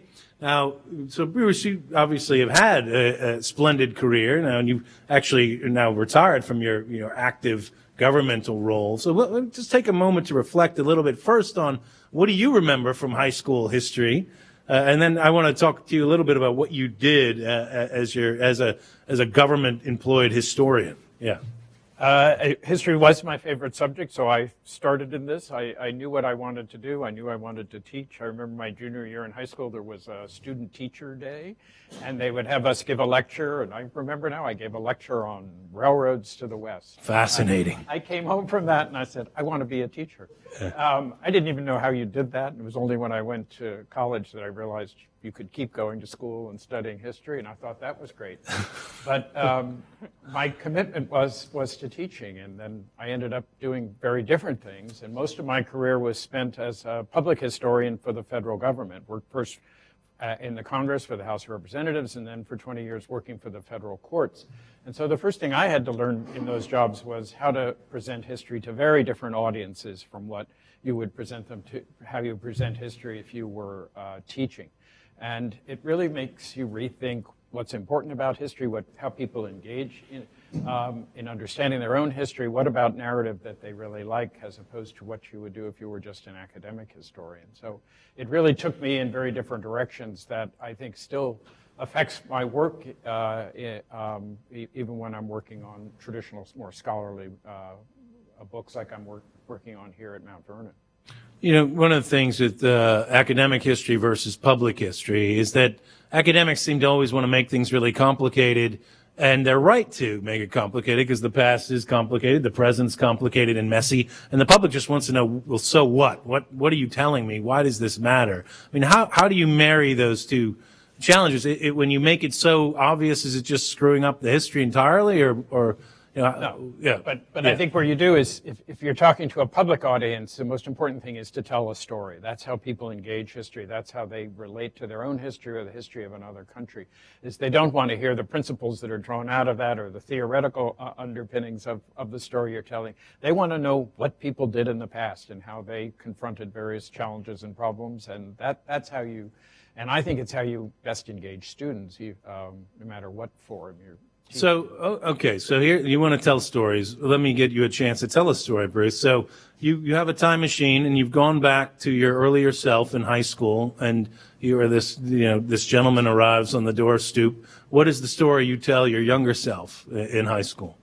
Oh, that I shouldn't have just been paying attention to American history. That seems much more obvious now, but when I was in high school, it was very easy. And even at the university level, I just wanted to focus on American history, and it was a very big mistake. And I think you can't really understand any one country's history without doing some kind of comparative analysis, and not just comparative, but more the interconnection. And that I think it's the interconnections of American history to other parts of the world that frame everything I do now, even talking about George Washington in the 18th century. I would not have put it in the global context that I'm putting this story about Washington as a farmer. Thank you. All right, so now, last but not least, we're going to go to Nick Bunker. Now, unlike Dr. Kate Brown and Dr. Bruce Ragsa, who have these professional degrees in history, Nick Bunker has degrees but no doctorate in that same way. Or maybe you do have a doctorate. It's not on the list here. Not in that same way, but he is a professional historian, a very successful professional historian, but he's many other things as well. We all wear multiple hats, and some of his hats are more definable, perhaps. He's the author of Empires on Edge, How Britain Came to Fight America, which has been nominated for the 2015 George Washington Book Prize. Now, this is the most important book prize in early American history. Kids, this ought to get your attention. The winner of the book prize will win a check for $50,000, as well as a big medal that he gets to wear like an Olympic athlete every time he walks down the street. He wears this medal. And then you also have a person in front of you who's a finalist for the Pulitzer Prize, which you may have heard of as well. Not as important as the George Washington Prize, of course, here at Mount Vernon, but perhaps more important in other places as well. His other publications include Making Haste from Babylon, A History of the Mayflower Pilgrims, which is a great book as well. Educated at King's College, Cambridge, and Columbia University, he was a journalist for Financial Times, and then an investment banker, chiefly with Hong Kong and Shanghai Banking Corporation. So during his career in journalism and finance, he traveled widely in China, India, and former Soviet bloc, and the United States. He now lives in Lincolnshire in England. So quite a different trajectory, but yet someone who now is professionally writing history books for people to read. So there's a lot to be asked here. So Nick, talk a little bit about what you remember about your high school history, or your version of high school in Britain. Maybe there's a great teacher that you remember, or how important was history as a subject to you as a young 17, 18-year-old person? Well, first of all, you're quite right. I have had an interesting trajectory, although I spent most of this morning driving in circles around Baltimore. Body sat now. But yes, well, I did. I was very fortunate indeed that I grew up in a place called Hertfordshire, which is just outside London. And in the 1960s and 70s, Hertfordshire famously had probably the best public school system in the United Kingdom. And we happened to live there. And the school that I went to, the equivalent of a high school, was a place called Watford Grammar School. And there was an excellent history teacher there called Dennis Winter. And Dennis Winter, I don't know where he is now, I think he's in Australia. But Dennis was remarkable not simply for being a gifted teacher in the classroom, but he was actually a historian himself. And he was part of a generation of very important pioneering historians in the UK who revolutionized the study of World War I. And he introduced me very early on, therefore, to the concept of archival research. You see, the situation that used to exist in the United Kingdom was that there was a thing called the 50-year rule. What it meant was that when a government department produced documents, they were sealed for 50 years, and the public were not allowed to look at them. There was no freedom of information or anything like that in those days. And what this meant was that, in practice, scholars couldn't really research the history of the First World War, World War I, adequately until 50 years after the events concerned, essentially until the mid-1960s. And the records relating to World War I in Britain are absolutely colossal. They're mostly at a place called the National Archives in Kew. And what Dennis did, and a number of other historians, only a handful of them, was, as those documents started to become available in the late 60s, so he began to use them and to develop entirely new ways of looking at the trench warfare of World War I. which hadn't really been studied in a scientific way up to then. All kinds of things like the maps of where the trenches were and detailed diaries of what each unit in the British Army was doing. This sort of thing hadn't really been looked at because it was sealed. And of course, in Britain, World War I, as you probably know, is a hugely important subject. We've just been celebrating the centenary of the outbreak of the war in 1914. And so when this kind of material was worked on and published by authors like Dennis, and there were about 3 or 4 other guys who were doing the same thing, they made a huge impact. He actually became quite a controversial figure because one of the things he did was to be very critical indeed of the principal British commander in the Western Front, who was called Sir Douglas Haig. And this became a great controversy over the reputation of Sir Douglas Haig. Now, obviously, what I learned from Dennis, therefore, was not simply about the overall importance of history and about, it wasn't kind of abstract thing. He actually could introduce you to the techniques that you use as a scholar to unearth what happened in the past from archives and records. And of course, that's immensely valuable. And I myself now have gone on to use those national archives at Kew very extensively. I personally want to get involved in modern history, World War I, World War II, because there are now so many people writing books like this. It's become a huge industry. But when he was doing it, it was actually all quite new. And obviously, from my point of view, this was a tremendously valuable experience, and I hugely enjoy working in archives. How did your interest in history affect your careers in journalism and finance? Well, it didn't. Well, it didn't really. To be honest, I mean, what happened was. Wrong answer. It didn't really. What happened was that I was unable to. It was very unlikely that I would be able to obtain an academic post in Britain in the 1980s because there simply weren't academic posts available. It was for demographic reasons; it just wasn't possible. So I had to go and do something else. And I thought journalism was probably the next best thing to writing history. I remember there was a guy I had, it was a news editor at my newspaper in Liverpool, who used to say that evening newspaper journalism is history 3 times a day because we had 3 editions of the paper. But in practice, no, it didn't really help me very much, actually. No. And then I went to work in the financial markets. Oddly enough, history is very useful for investment money managers. Some of the best money managers in the United Kingdom, including friends of mine who I was with at university, are historians. And the reason they're very good at money management is because they're good at reconstructing what's gone on inside a company, what's gone on inside the economy, and they can use it to develop a narrative about where they think the economy is going to go next. And also, they tend to be quite critically minded. One particular friend of mine, a guy called John Armitage, who went on to become a hedge fund millionaire, I mean more than millionaire, I think. He was a very good historian indeed. More than millionaire would mean a billionaire. Well, I'm not sure how much he's got now, actually, quite a lot. His colleague actually gave presented a new wing to the museum in London. So this kind of people. Yeah. But John was a very, very good historian. I mean, he had an objective view of sources. He was very critical, and he took balanced and dispassionate views of things. And that would have helped him enormously as an investment manager. All right. Fantastic. Okay, that's the opening. Let's get some questions for these very interesting different professional historians in their different ways. Who wants to take a crack at them first? Anything you need to know, dating advice, history advice, we have it all. Yes. So I wanted to start with a question specifically for Dr. Brown. So I also really like Alexander Hamilton. I think he's the most captivating founding father. But I wanted to talk to you more about the legal precedents that set up the whole executive system in the beginning. So obviously Marshall with his famous court cases on exerting federal authority. I was sort of wondering what you would think would have happened in the United States and what would have happened with the beginning system if those court cases hadn't gone the way that they had. Oh, well, so my dissertation, right, which I just defended, argues that Hamilton, with his really nationally minded focus, he kind of won the day when it comes to law. And we don't recognize him as doing that because he's not sitting on the Supreme Court. But people who are, like Joseph Story, who's a colleague of John Marshall, and even the associate and chief justices who are before, they're all reading Hamilton's stuff. They're all listening to his arguments. So I then argue that this kind of federalist idea about a strong central government, that wins the day.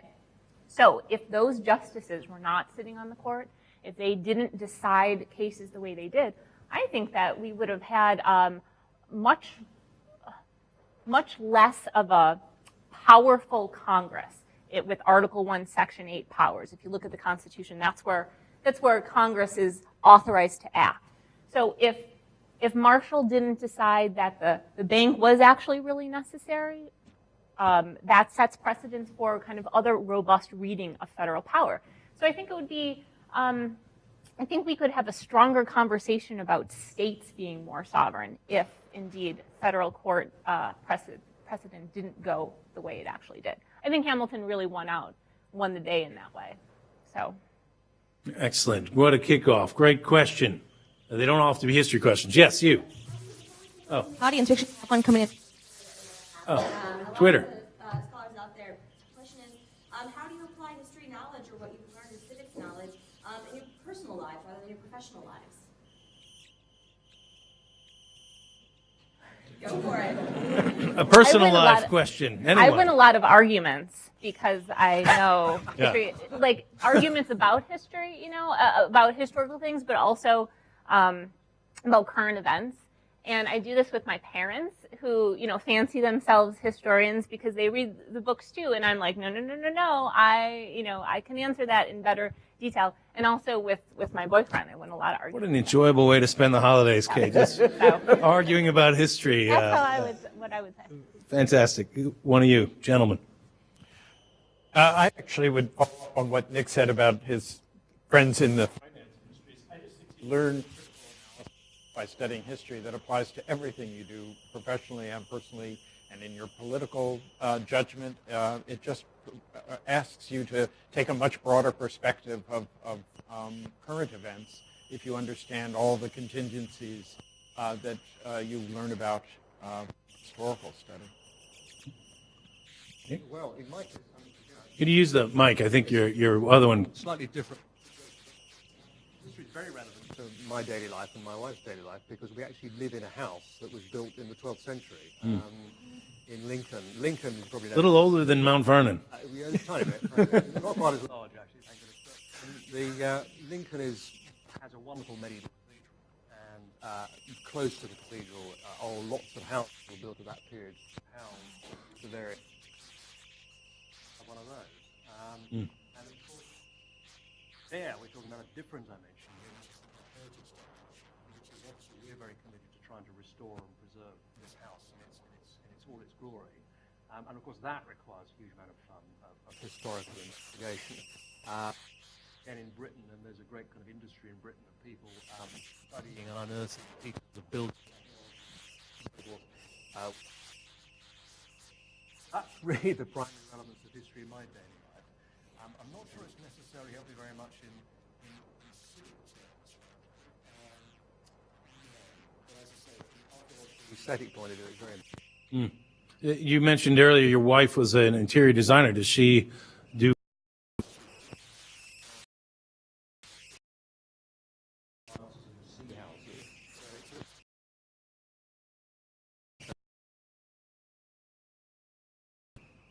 I have a question for Mr. Bunker. Does coming from a background in the United Kingdom as opposed to the United States, when you discuss the Revolutionary War with other historians? Yes, probably yes. I mean, you need to bear in mind that in the United Kingdom, American history is not really widely studied by historians. I mean, there are some British historians of America, some very distinguished ones, but it's not really a core part of what goes on at universities. So I'm a bit eccentric in that respect. But well, the answer is yes.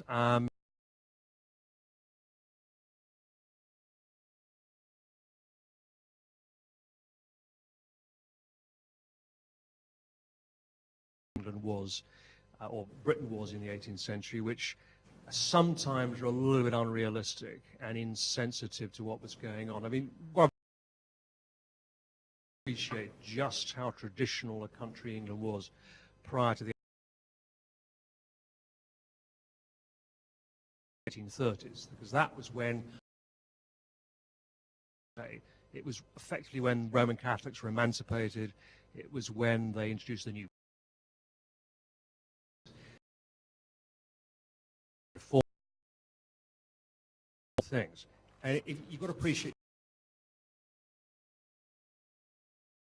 it's second nature. But I mean, I'm so used to working on English records from pre 1830, and I'm so used, for example, to you know, my sort of knowledge of the Church of England and of the English legal system that it's rather easier for me to have some. American historians sometimes have some kind of what you might call schematic views about what was going on in England. One of the questions for you, Nick, too, is this, and Bruce had mentioned that, you know, his notion that he wished he would have studied more broadly other countries' histories. So you're coming to a country's history that's different, but in essence, you mentioned perhaps that what you feel like you're writing is British history. It's essentially an Anglo-American. I just call it Anglo-American. Yeah. But you see, the thing is that I also was introduced to American history very young, because I'm now, in my 50s, and when in the 60s, people like my parents were, of course, immensely interested in the Kennedys. I mean, they were regarded with something close to reverence in Britain in the 1960s. And so I was introduced by my parents to issues of American history. I mean, my mother was a great reader of the works of Arthur M. Schlesinger Jr., for example. That was more common in Britain now than it would be now. And then I mentioned earlier Dennis Winter, my grammar school teacher. Well, he also suggested to me that I should study Franklin Roosevelt. Because this was the 1970s, so it was a time of economic turmoil in Britain.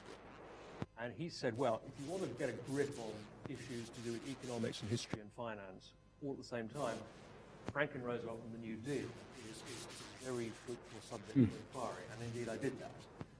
And I thought that makes a big difference, because when you go into the history of the New Deal, the issues with the Supreme Court, the court packing plan of 37, the labor union legislation, the building of the Roosevelt Coalition, the work of Eleanor Roosevelt and civil rights, there's so much there. And of course, from my point of view, it's a huge broadening of one's horizon. Excellent. All right, another one. Questions? On the other side of the room again. This side, you got to step it up. This is a competition. I'm keeping tallies here. This is part of the exam. They didn't tell you. This is part of your grade. Hello. It's not really. You.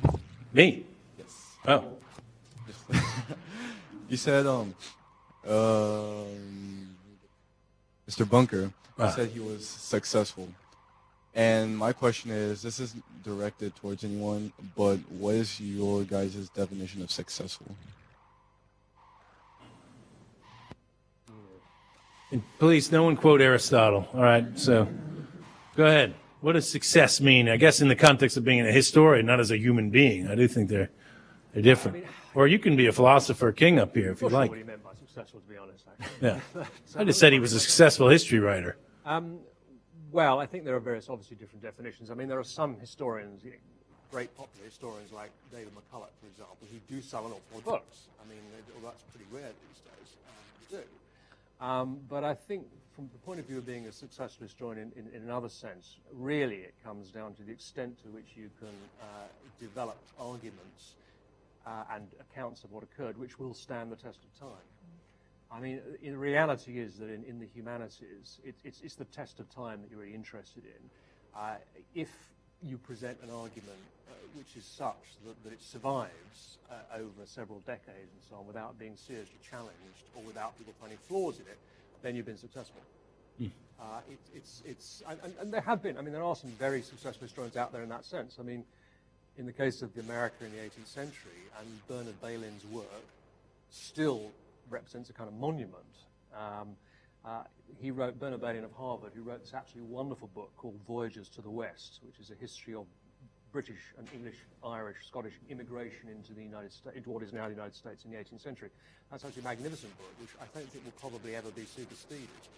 It's not successful commercially. I don't think it sold many copies at all. No. But Voyages to the West is a really stupendous piece of work, which I don't think will ever be surpassed. Bruce, Kate?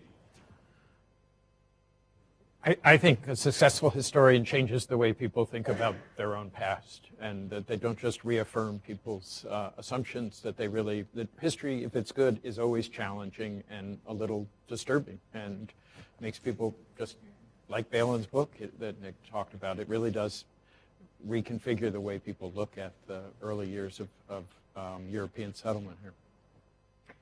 I just would like to add a kind of more personal note to it. I have found that I feel most successful when I notice that history is kind of bleeding into the way I see the world. And so it's not about the facts that I remember, because I tend to not remember things like I wish I could. But it goes back to what Bruce said about how history allows you to be a better critical thinker, also a better writer, but a better critical thinker. And then I noticed that because I was able to kind of successfully recreate one of Hamilton's courtroom arguments, now I am able to better think through something I'm presenting to you guys, or to an argument, as I mentioned before, to my parents, or just writing an email to someone. I'm better framing my thoughts. So it's kind of like an everyday kind of success where history is bleeding through. I should mention in Kate's case as well, when she came here, she was still a graduate student at the University of Virginia. She successfully completed her doctoral dissertation and then had to defend it, just like you all took this exam. Imagine if you had to sit in front of a panel of 3 people. Well, they quizzed you on all the questions, and you had to regurgitate them back or explain your thesis and your work. She successfully did that and successfully received a tenure-track job offer, which is a very difficult thing to do right now. And so there's different kinds of success in a profession that are measured in different ways. So who's next? Lucy, do you have anyone over here? Next time. Yeah. I'm coming back to you. Okay, well, this is for both the authors. So what drove you to write the books that you did write? Was it like money, or was it to get your ideas heard? Money, glory, power. Probably money. Well, in my case, I mean, it was something I'd always wanted to do since I was a teenager. I mean, I wanted to write historical books. One of my early interests was history of science, history of ideas, but that was something I've moved away from. But there was no question that I wanted to do it. And during my years of working in the stock market, although I was reasonably successful there, I never really felt completely happy or comfortable with it. I wanted to go back and do something that was more creative, which eventually I was able to do. Bruce, Kate? I think it's enormously satisfying to focus on some biographical study, too, because just the challenge of putting one person's life in the context of their times, of understanding how they imagined themselves and what they were trying to do, there's very few things that are more satisfying than sort of coming to that understanding of somebody from the past. Well, for me, I think, I just spent all this time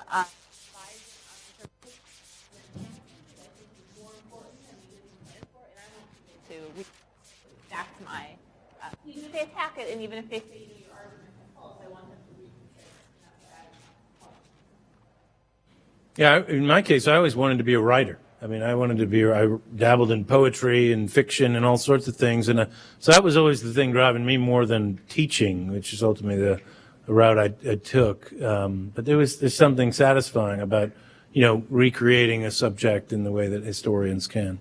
All right, what's the next question? Over here, yes.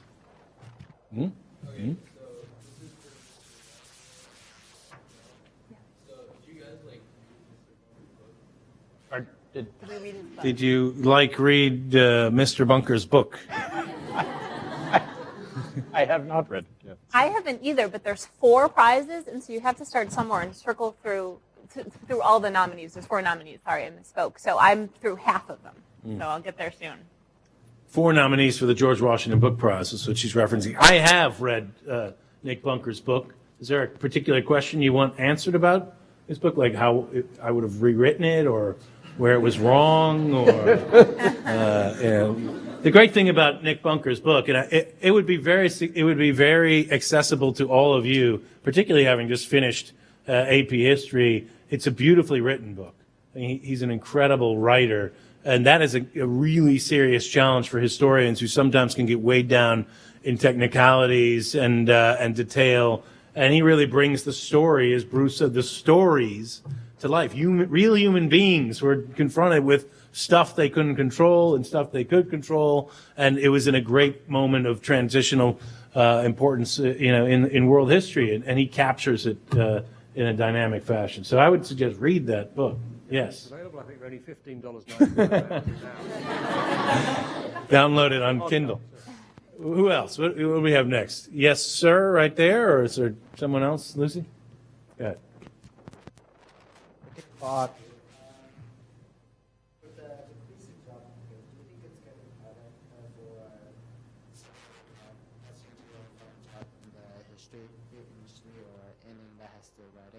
Could you repeat the beginning of the question? I couldn't quite hear you.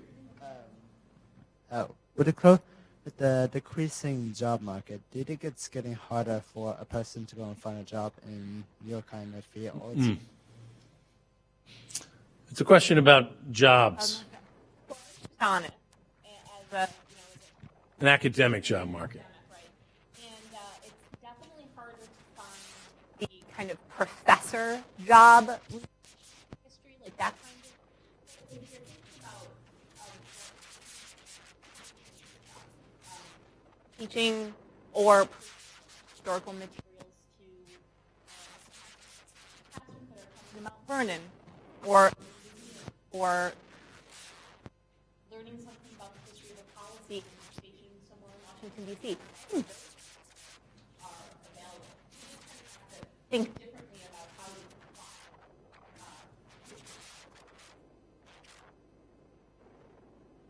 But history also teaches a lot of skills that are in demand in any kind of job, and particularly writing. I mean, this is one of the things that we've just been touching on. Is there's no field of study at college level that requires the level of writing that history does, and that's something you carry with you forever in your professional life.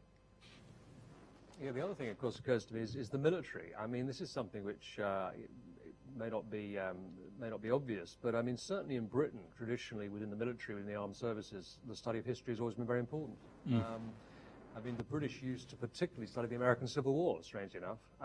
Not widely known, but before World War I, the British Army used to make a special study of Stonewall Jackson. At the British Military Academy, which is Sandhurst, Stonewall Jackson's campaigns in Virginia were regarded as models of how by maneuver a small force could defeat a greatly superior one. Now, unfortunately, of course, the World War I turned out to be a war that wasn't really fought in the way that Stonewall Jackson did. But this is an interesting point. If you were in the military and the services and you wanted to go forward into senior positions or senior ranks, then the study of military history and naval history is absolutely essential. Well, I think we're actually, we have one more question, and we're just going to wrap it up after the question that we got from Twitter. And the question is, how do you see technology changing the way that we study history?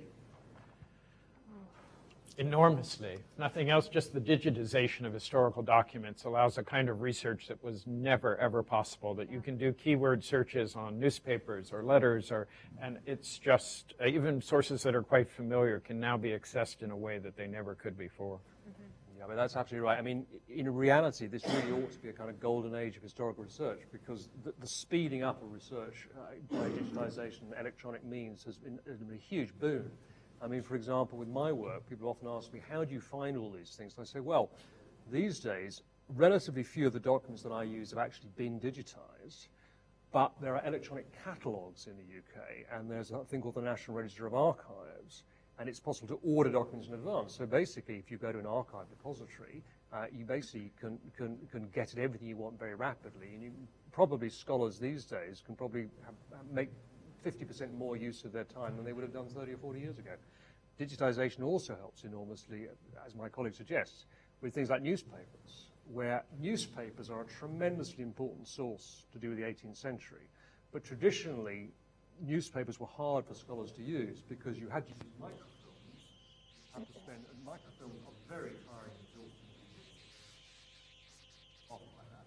Nowadays, of course, they're digitized, and so they're immediately accessible. So I can sit at my desk in Lincoln, and I can bring up on the screen all the newspapers available from Britain in the 18th century. Well, that really is quite phenomenal. Kate, anything to add? Well, I agree with that, and my research is very much enabled by the fact that I have access to all the Founding Fathers papers online, for example. But I'm thinking about someone who is writing his dissertation currently at UVA, where I just graduated, and his dissertation is huge in the terms of the amount of data he's crunching And technology has helped him in particular. One, because he can crunch it so easily with statistical programs. But even more important for him, he has such a huge data set, which has never been compiled before. I mean, he's record-breaking in that sense. And he is recruiting people from around the globe to help him not only digitize it, but also to make sense of it. And I mean, that's just not possible if you don't have email and if you don't have some of the other kinds of platforms that connect people globally. So he's writing a completely different project because of that. All right, so I want to add a grace note to that conversation that applies in general to the question about jobs and the question about technology and history. Is that the talents and skills you've learned in preparing for this exam and reading a lot of different stuff and trying to make out what makes sense of it and bring it to some sort of cohesion is a challenge that's not going away. There's more and more information available all the time through technology, and that doesn't mean there's more and more wisdom. You know, it just means there's a lot more stuff out there, and the ability to sort of sift through it and bring it to some kind of cohesion is something that historians do very well. And something I think we're all challenged to do as we move forward in whatever position or job or career you're going to be in. The ability to deal with massive amounts of different kinds of information and make sense of it is something that's going to be crucial to you. So we're going to end on this note. First, let's give a round of applause to this group.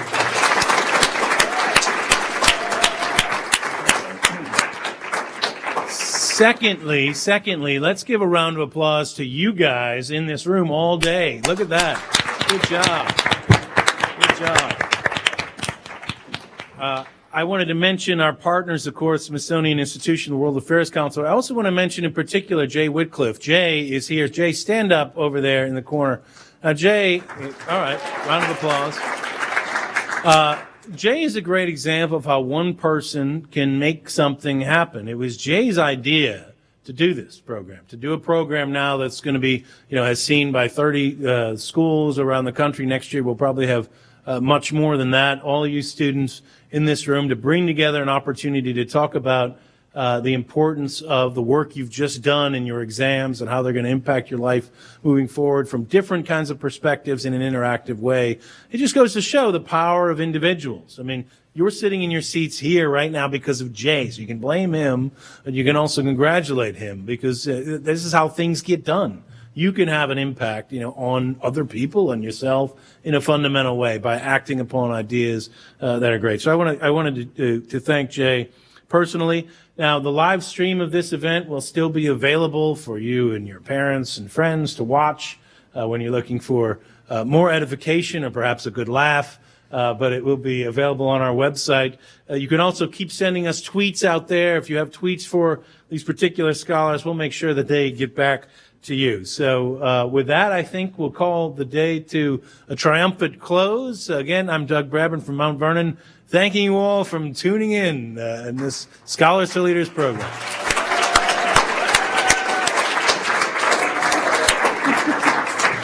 Good? Okay, we're done. All right, well, thank you so much for sitting through that, guys. I know it was kind of a long haul morning, but we